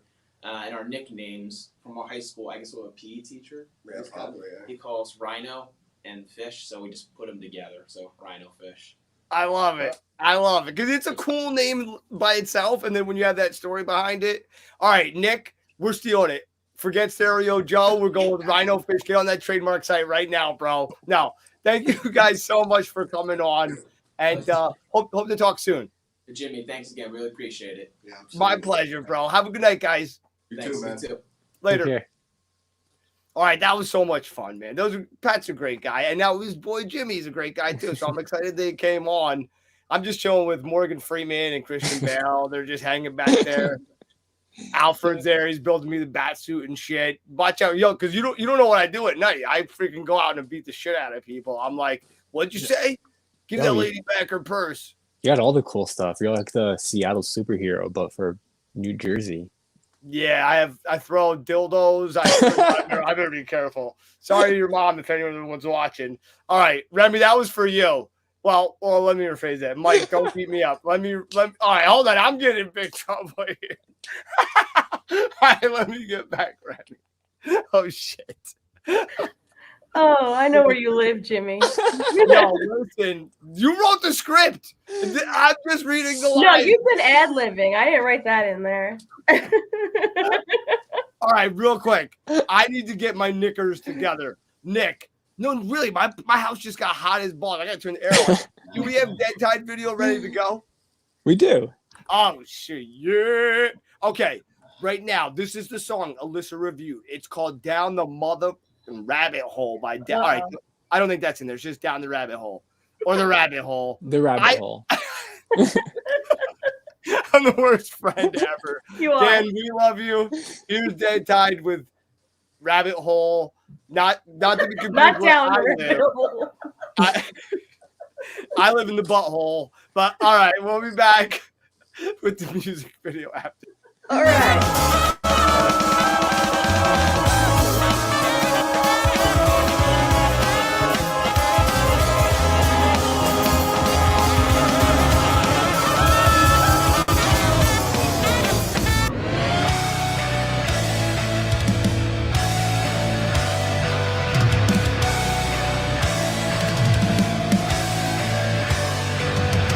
Down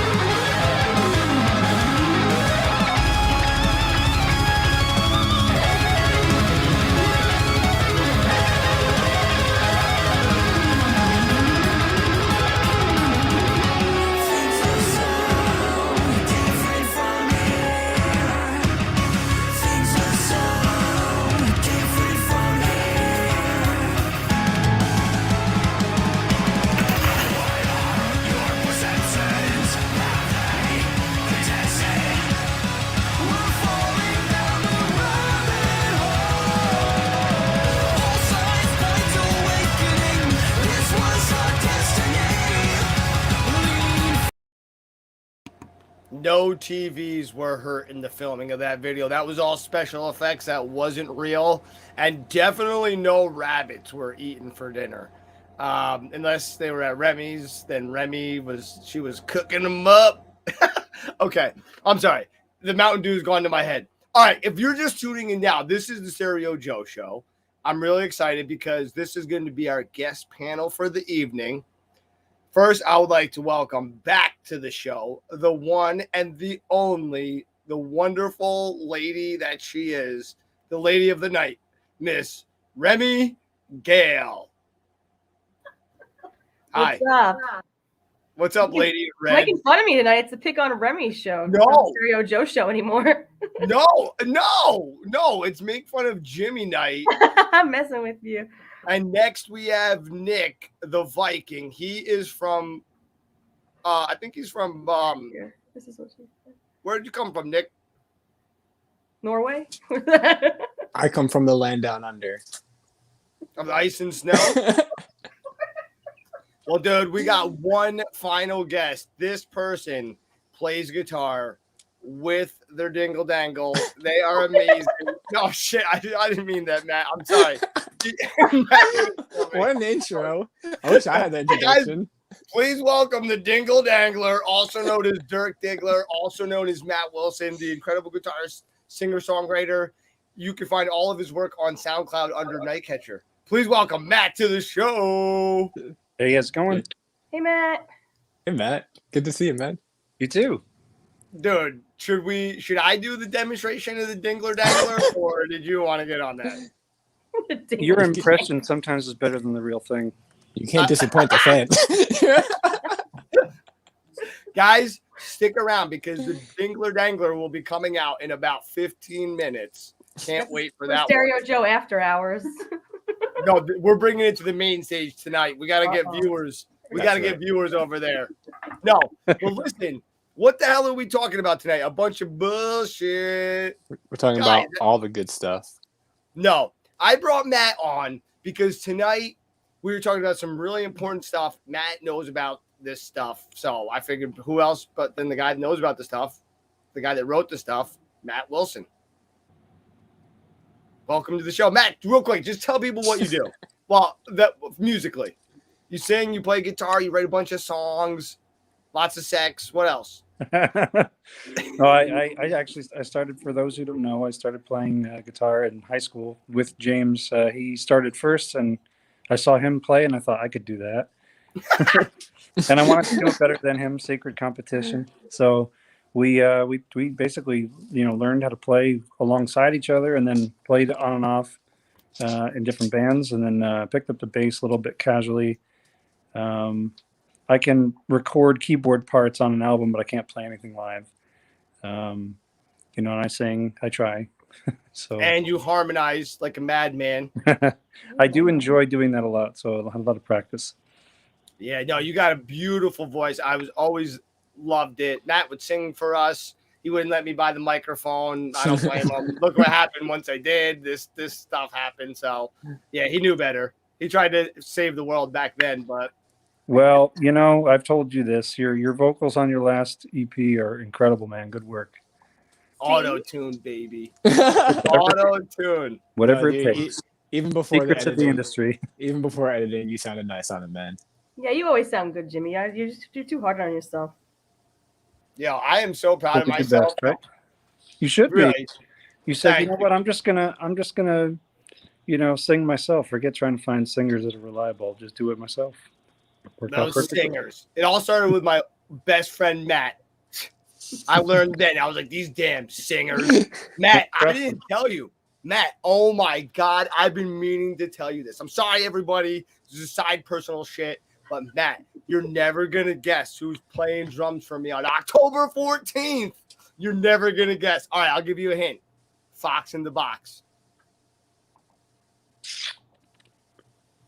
What's his name coming back? What's his nuts showing up? No, Al. Huh? Al. You got Al Al. playing? Al is going to play drums. Wow. This No is way. mind-blowing, right? Yes. This is like Waters and Gilmore getting back together. No, it wasn't. It wasn't like that at all. I read it. It was, you know how it was. I know. It had nothing to do with me and him. You know the deal, but whatever. Who cares? I'm That's so great. excited, dude. Yeah. Yeah. You have to get some recordings of this then. You know what? I don't know about this analogy because I don't know if I'm the Gilmore in this situation, man. All right. All right. Let's say. All right. Hold on a second. No, I'm just. Let's say David Lee Roth and Sammy Hagar on the stage at the same time. Oh yeah, yeah. I don't know. Again, I don't know who I want to be there. Damn it, this is really hard. All right, can I just pick Sporty Spice? Yeah, sure. You can't go wrong. No, but for real. So we are here to do something very important. We are here to discuss music topics. Now we have a couple that we're going to be talking about, but this was a very special day because I'm going to start with the person that means the most to some of us. Remy, me, the cool people. Dave Matthews Band. In 1994, Under the Table and Dreaming came out. To me, one of the most amazing albums, although not his best, but I think an awesome album. Really changed the game. Does anyone want to kick us off with anything about this album? If not, I could just keep going, but anyone want to kick it off? Anybody going once? Well, I'll say, I was a little late to the Dave Matthews party, but he's the guy that really taught me how to sing and play at the same time. And, his guitar style was really interesting. So it was really nice and different compared to, the 90s stuff that we were growing up with back then. There was nothing else like it. I mean, they hit the scene. I think if I remember correctly, they released What Would You Say? And it just blew up. I mean, these guys were famous so fast and deservedly so.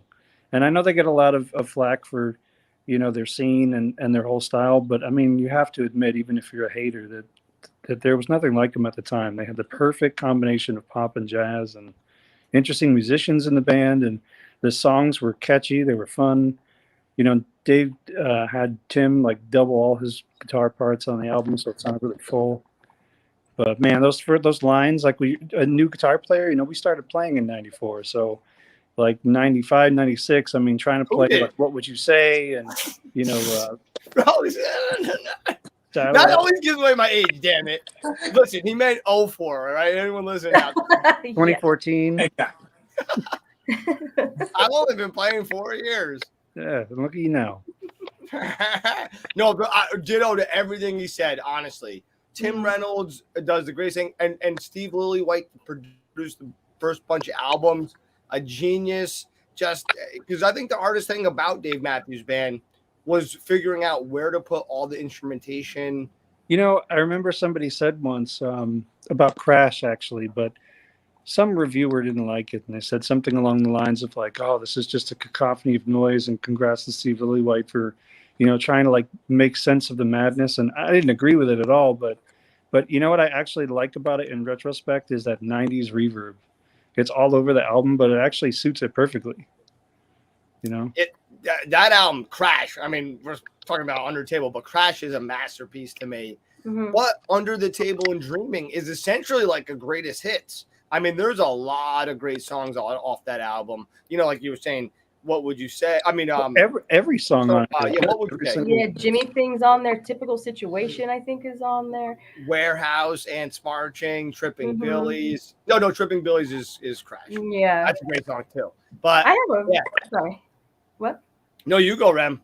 I have a question that people don't usually ask because everybody asks, "What's your favorite song off the album?" What would be your least favorite song on that album? Oh, I know this. Hold on. There's no bad songs on the album, though. That's the hard part. Agreed. I do. Agreed. I don't like Love or Lay Down. That's on that album. You know what? I would say that's the weakest. It is. Wow. I don't like that song in general. Love or Lay Down. It's so ridiculous. I can't stand it. The little horns on that. The horns are so nice. Dave always had that streak, though, that only he could get away with. That whole hike up your skirt a little more. Like, who else could say that? Nobody. Oh, I know the worst one on here, but it also has my favorite. It has one of my favorite things on the albums. The way the horns hit when they come in. Like I would say Rhyme and Reason. That's No, my favorite that- Matthews song. Are you serious? Dude, that song that- is fantastic, and it's really lyrically. Yeah, that riff is wild. amazing. Really good. That I was talking before about playing and singing at the same time. If you could pull that off, I felt like a god. I was like, it was Yeah. like really like, you know, doing one thing and singing another. And I was like, how did this guy like write this way? I mean, the way he wrote his songs was pretty interesting. Which we'll go into this another time, but that's why I'm not a big fan of his later stuff, because I feel like he got a bit lazy, which I guess is understandable considering how much he's got to play. He probably just got tired of doing riffs like that all night, so he had to write some strums just to give himself a break. Maybe, I don't know. I think you're right. I heard him giving an interview once. It might have been Stefan, to tell you the truth, the bass player.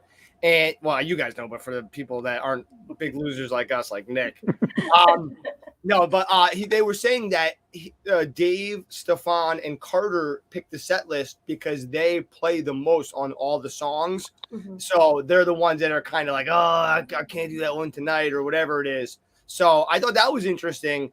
And that leads credence to what you're saying. I think Dave was like, dude, I'm like been doing this 20, I think he's like on 29 years or something. 91 they came out. So holy shit. They're Yeah. on 30 years. Yeah, Damn. you can't have like an entire set of Rhyme and Reason. Your hands would be exhausted. But, He'd be bleeding by the time the set was over. yeah, but I mean, Yeah, if you think about 90 like that minutes album from start to finish, every riff is awesome. All the chord progressions, you don't really quite ever know what he's doing. I mean, and you know, it's just I still don't. I hate Yeah. the guy. I love him. Well, he does chord a lot of things weird, but it's Yeah. interesting. Mhm. Yeah, he's a devil. This is my But- impression of chords, by the way, just in case you guys. So I hated him at first because Dave Cord. I play a little of this. I play a little of that. he actually can stretch pretty far too. He had the whole Oh, sure. like pinky thing going. I know But, some. Hopefully he's tall and he's got big hands. He's like over 6 feet, or he is 6 feet. Really? Yeah, he's really. I met him once. And he's like really. He's like, well, I'm only 5 feet, so anybody's tall, but he's about. He 6 doesn't look feet. it though. Yeah, he's a big guy. Yeah, and I've been trying to get Nick to join the cult, getting into Dave, but we definitely watched a lot of stuff by him for sure. I showed you Warehouse because Warehouse is one of the songs he does best live because of how theatrical it is, how they flash the lights with it, and that was one of the staples from the beginning. You know, me and Carla used to do a kick-ass version of that. That was fun. Ooh. And I we would've liked to rocked too. that song. We played that at the Gristmill Cafe all the time.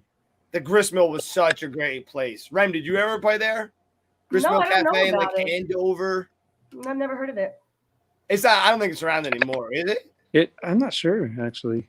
I'll start going there. That place was so cool. It was like such a cool scene. It was like a coffee shop, but like almost everybody hung outside in the parking lot. Well, there wasn't much room in there, honestly. Oh god, it was like so small. So like if you knew the band that was up, you would go in. Otherwise, you'd like Yeah, usually hang exactly, yeah. outside.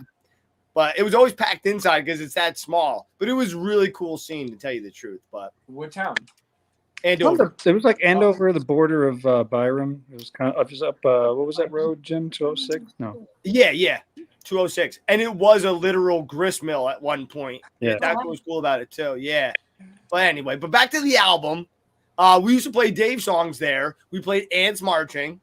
No. So I actually recorded What Would You Say from my recording project back when I was majoring in recording accounting. I don't remember that. But I had to record it for someone else to mix and like be their project. Oh, So I remember- Nick, can you pull that up? What is it? Nick, can you pull that up? Yeah. Matt's college tape. Yeah, let's find it. Let's find Yeah. the deep web. It's Yo, very Deep tracks. well, wait, Matt, you're missing out the most important part. You had your beautiful hair then. Oh yeah. You had hair like Nick. Yeah, it was Yo, pretty now long. we need to find this. Exactly. Oh, too That's bad. on a mission now. So okay, so listen, I'm gonna shout out the songs real quick, and I just think this album started so amazing. Right away, best of what's around. Boom, that was like holy crap. Like I'm trying not to swear too much. Holy shit. And then going, like you said, right into What Would You Say, which was the one of the huge songs. Satellite, which how could we forget about that? Rhyme and Reason, Typical Situation, which is really cool and big one. Dancing Nancy's another huge early one that he played like 15, 20-minute live versions of. Ants Marching, Remy's favorite, Lover Lay Down, Jimmy Thing, we mentioned. Warehouse. Oh, we forgot this one. Pay for What You Get, which is a nice little one. And then track 34. Dun, dun, dun, dun. Yeah, good songs. Yeah, I agree with Lover Lay Down. We could leave that off there. Yeah. But the rest of it is good. No, it's kind of lame. I mean, people love it though. It's a crowd pleaser. People really love that It's song. kind of but- like the equivalent of on Crash. I think Proudest Monkey is that one. There's like there's always a dumb one. There is always a dumb one. I will agree about Proudest Monkey. That is definitely my least favorite. All right, well, while we're on this game, what's both of your guys' least favorite for Before These Crowded Streets?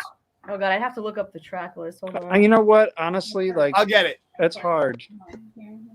Wait, Before These Crowded Streets. Oh, sweet. Alicia to the rescue. The least favorite on there, you said? Oh, The Dreaming Tree, easily. I hate that song. Oh shit, man. I hate, no, and let me tell you why I hate that song. Can I tell you really quickly? Yes, we So- need to hear this. I hadn't heard it before. I'm gonna lie, I'm a shitty Dave fan at times. And Michael, my husband, and I went to see Dave at what used to be the Izod Center. I don't know what it is now. I always forget. And he played, I'm not exaggerating, like a 30-minute rendition of The Dreaming Tree, and I literally wanted to hop head first off the balcony. I couldn't deal, and ever since then, I'm like, I hate it. I can't even listen to it. It's like PTSD every time I hear that song. Oh, that's really unfortunate, man. That bass line. It's a good song. I just can't do it. Oh, I love that song. All right. Everybody does except for me. So, okay, that's yours, Rem. Matt, what about you?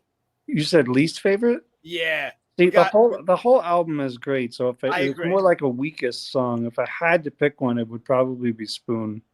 No. I like it, but it's just if I had That's to the pick the Alanis worst one. Morissette. I know, but it's cheesy. Dave, I am really sorry. I Dave, mean, you know what? I could okay. I'll say I'll tie it with Stay just because I got sick of it because they overplayed. I love that. Stay. I love that one.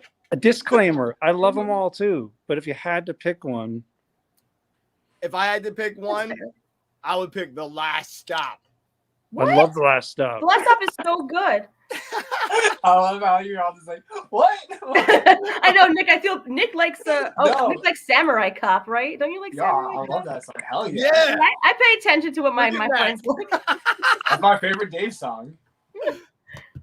Matt's Matt's hanging up. Matt just Yeah, hit the end button. No, it's just there's definitely certain Dave songs that I taught myself how to play that I just played over and over and over again because they were so much fun, and I'm biased towards those. But then there's other ones where like you really needed the band. But dude, you need to hear Stolen Away on 55th and 3rd or whatever the hell that name is. That's such a great song. It's so great you don't even know the name of it. I don't know the names of any of them, bro. That's true. I really don't. I know Crash and I know Crash. We used to play Tripping Billies. No, I know them all. Give me a test right now. One of these days, you and I are going to do, at some point, if I'm ever up there and I can actually join you live, we're going to play Lie in Our Graves one of these days. That's a good one. We do a kick-ass version of that. I forgot. Well, I still do that, but I forgot that we did it too. We did an awesome version of that. And now I'm ready to solo. I wasn't ready then. Now we'll do a little. Really, I would say, just on a side note, Matt was a great soloer, and he was like a combo between Gilmore and Jimmy Page, and I always hated him. Oh, those are two major Yeah, but compliments. I don't know if I can take that. You had the bends of Gilmore, and then you had a lot of those little runs of Page. Well, so, that's because I didn't know classic rock when I was younger. I grew up as a grunge kid, right? Because my parents listened to oldies and, easy listening. Country, George Yeah, Jones. I didn't get a ton of music. Big George exposure. Jones So fan in that house. His uncle brought Yes over close to the edge. Uncle Johnny, shout out. We know And- you smoked weed. The Doors, I didn't know you could You're in do rare that form stuff tonight. with instruments. And then it was all downhill from there. But I bought the Division Bell in 8th grade, and I was obsessed with that album ever since. I discovered Floyd backwards, but his solos on the album, I mean, to this day, I just always tried to mimic it. I was obsessed. So good. So good. And then, of course, All right. who doesn't go through Jimmy Page phase? I'm trying to get Nick in right Me? now. Not Oh, a Rem, Zeppelin you fan? never got into Zep Zep? Really? No, as evidenced by our text message conversation earlier when I had no idea what any of these songs were. Well, I just didn't know if you didn't know Led Zeppelin. You know Sunshine. I know them. I Our just Stairway never. to Heaven. Yeah, I mean, I know like the main, like really popular ones, but yeah, I never really got. Well, this is a great way to transition to our next topic, which is on this day in 1968, Led Zeppelin released their first inaugural album called Led Zeppelin 1. Now, I don't know if it was Led Zeppelin 1 at the time. It might have just been self-titled. It was just But Led then- Zeppelin, yeah, but they call it 1 after 2 and 3, as far as I know, anyway. You're right. Yeah, I don't think. Yeah, you're right. I don't think because 4, I don't think had any name. Right? People just 4 called it that because they didn't want to say Zozo, or there was the 4 symbols, Oh. so they just called it 4.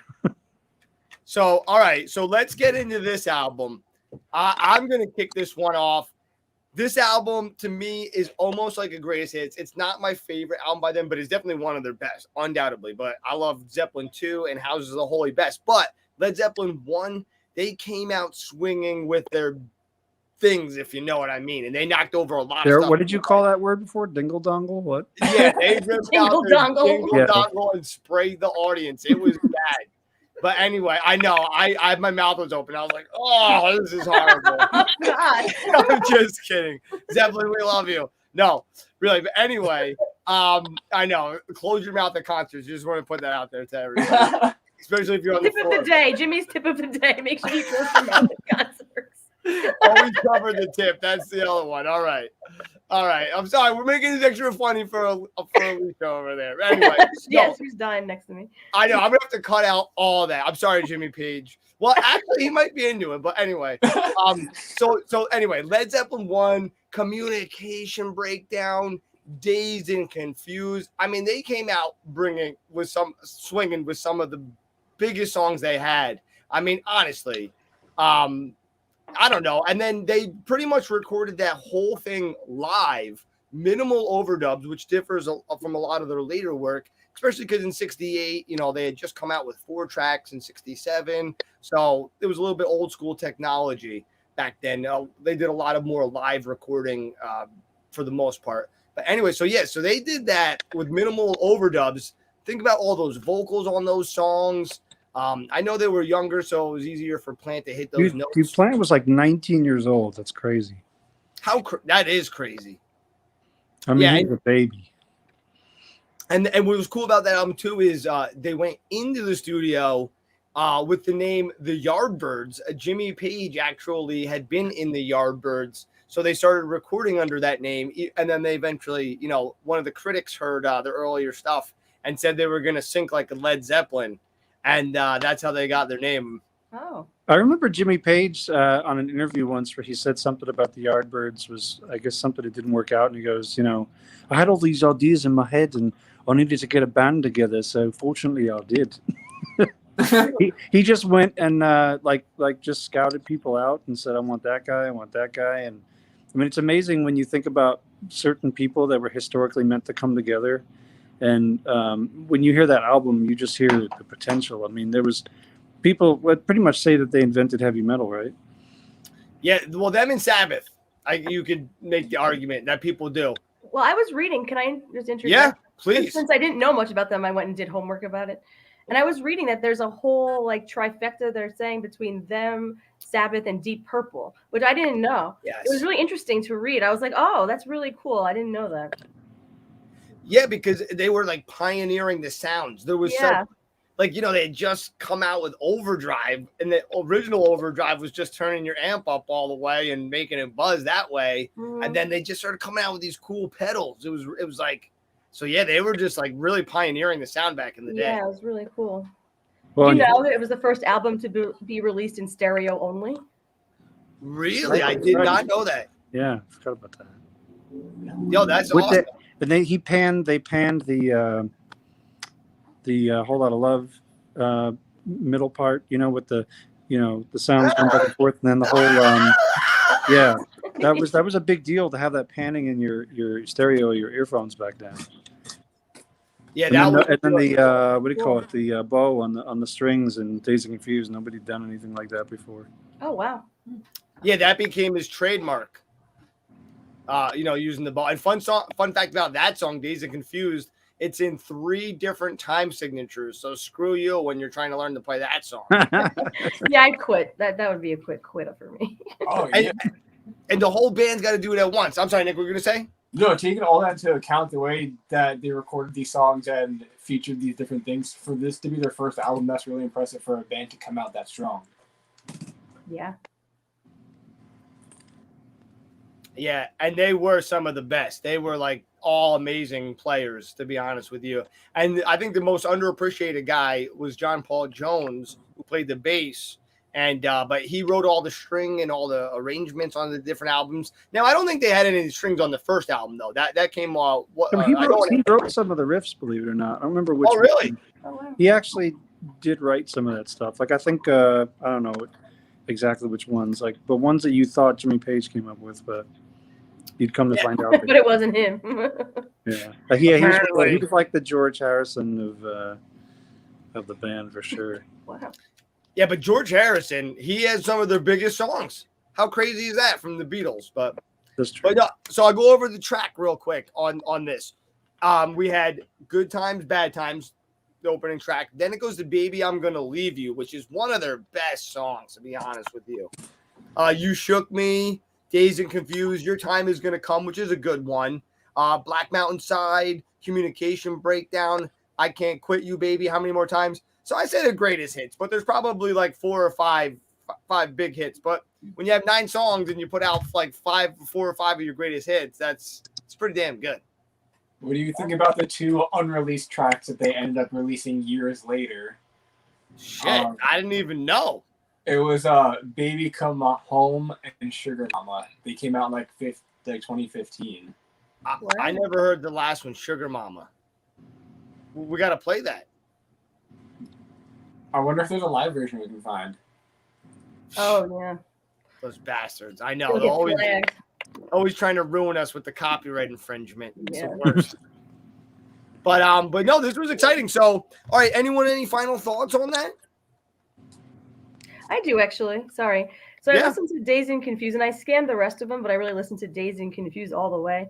And again, like I said, I didn't really know much about them, but for as heavy metal as they are for the time, I noticed there was a lot of blues undertones, which I thought was pretty cool. I really enjoyed like the mixing of genres in a way. I thought it was really cool. Yeah, Jimmy Page was major blues undertones, like for sure. It was awesome to hear. Matt, what do you think about that? Yeah, that's definitely one of their noteworthy things that they did. I mean, I think Plant was actually, pretty into the blues style as well. I need to charge my phone, but yeah, basically, I would just say that there's nothing like historically looking back on an album and then just realizing what the band grew into. I mean, at the time, people saw potential and they thought, "Hey, this new sound is awesome," but then they only went on to just keep raising the bar album after album. Yeah, they were a special band, even though they stole a lot of stuff allegedly. Oh really? Oh, Rem, we gotta hang out one day. We can find these videos. Well, we already do, but you know what I mean. And watch Zeppelin stuff. There's like a video, and they play you other people's songs, and then they play you their songs, and you're like, and there's some of their biggest songs, like "Baby, I'm Gonna Leave You."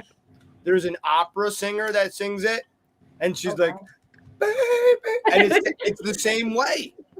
Wow. And then you're like, wait a second. So, no one's ever won a lawsuit against them, to my knowledge. And it's smart too. If you take it from opera, like who really does listen to opera that's listening to Led Zeppelin? And back then, let somebody notice, I guess. Well, it's so crazy. You think about the world back then. You would have never thought, oh, my music's going to be digitally on a computer that any kid anywhere in the world could download and listen. It's amazing how both of these albums have stood so long and have lasted such amount of time. And it's pretty amazing. Yeah, very cool. but it's not as amazing as the 3 beautiful guest hosts I had tonight. Thank you guys so much for coming on the show. I was planning on talking about some more stuff, but that Dave Matthews album went longer than I expected. So I gotta let you guys go. I can't afford to pay you guys all night long. Jesus. Uh-oh. Yeah, and they don't take cash. We're getting time and a half now. It's 10:04, so you better. Yeah, I know. I'm like, start saving the pennies. once we go past 10:05, I get charged for the next hour. So I gotta let this go. No, but really, Matt, thank you so much for coming on the show. Real quick, I know we mentioned you're on SoundCloud, but really, how can everyone check out your songs? SoundCloud, Bandcamp. I have it under M. Thomas W. SoundCloud.com / Nightcatcher. Don't ask. NITECATCHR. Yeah, I think I spelled that right. But yeah, it's just a bunch of old stuff that I've recorded. I haven't written anything new in a while, but I do plan on eventually getting into the studio and recording something as good quality as you guys did recently. So, I know a guy. Yeah, of course. Hey. You know a guy, yeah. Hey, I know a guy. Well, forget about it. You know what I mean? Hey, listen, I was just watching this. Matt, you would have appreciated it. I was just watching a former mob boss rate mob movies for realisticness. But you know that the Sopranos, they actually consulted real mob bosses, and mob bosses would actually give them advice, like, "Hey, don't do that," or "We don't do that." He said the one thing, he's like, if a mob boss ever talked to a psychologist, they'd be dead the next day, and so would the mob boss. Yeah, that's why that was such a big deal that he was going to therapy and couldn't tell anyone, because he just didn't do that back then. Yeah, it was great, but just bring it full circle from our life. Matt and I loved the movie Casino growing up, and he watched the Joe Pesci stuff, and he's like, he is by far the best actor. He does the best job, the most accurate out of anyone. So I thought that was cool. Did I tell you my Joe Pesci story? No. So you remember Attilio's in Denville? Yeah. Well, Joe Pesci's cousin owned it. No kidding. So Molly was working there, my sister, and Joe Pesci would come and hang out there and just like grab the upstairs room. So one day we're sitting there, and there's Joe Pesci behind the counter, like making drinks, laughing. So weird. So at one point she convinced him to come over, and I swear he thought he was a good fella still. He had the suit on, all serious. He comes over, he goes, "How you doing?" And then he walked away, shook his hand, but he, it was just so surreal to see, like, there's Joe Pesci in Denver. That's so cool. I know. Yeah. Matt's looking for the Jonas Brothers next. Yeah, right. Walk off. I think is where they're from. Yeah, they live in the town next to me, so go, Really? Go hunting. Yeah, I'm in Franklin Lakes, and they're in Wyckoff, or they grew up there. I don't know where they are now. The one was in Denville. Yeah, Alicia just said. I didn't know that. Oh, actually, one of them's in Brooklyn or somewhere like that, because he was doing handball with Raul. Oh, nice. Yeah. Nice. Yeah, Nick's got a handball crew over there. They'll come and beat your racket. Actually, you use your hand, but still. Look at Remy. Remy loves my jokes. Yes, they are fantastic. Well, all right, guys. I will meet you over at the after hours. For anyone interested, you can log on to Pornhub, search up Stereo Joe. We do a nude news podcast after this. Go check it out right now. We'll see you over there. Just a couple minutes. I got to get my bronzer on. Nick's got the mood lighting ready. You get your bronzer on? Is that what you Yeah, baby. I rub lots of lotions. Guys, we're filming it from Nick's bedroom, that's for sure. With the dog, too. We're really getting I was going to say, Zeus looks like half he's- dead. I don't know what's going on back there. He's using his OnlyFans setup right now. Yeah, exactly. And Zeus is sedated right now, so he doesn't get all worked up when we start doing things. Content's All right, about to this start is. flowing. I'm sorry. Content's about to start flowing. Boom. This has been another episode of Bestiality with Stereo Joe. Thanks so much for tuning in. We will have live animal porn next 2 weeks from tonight. Everyone, thanks so much for tuning in.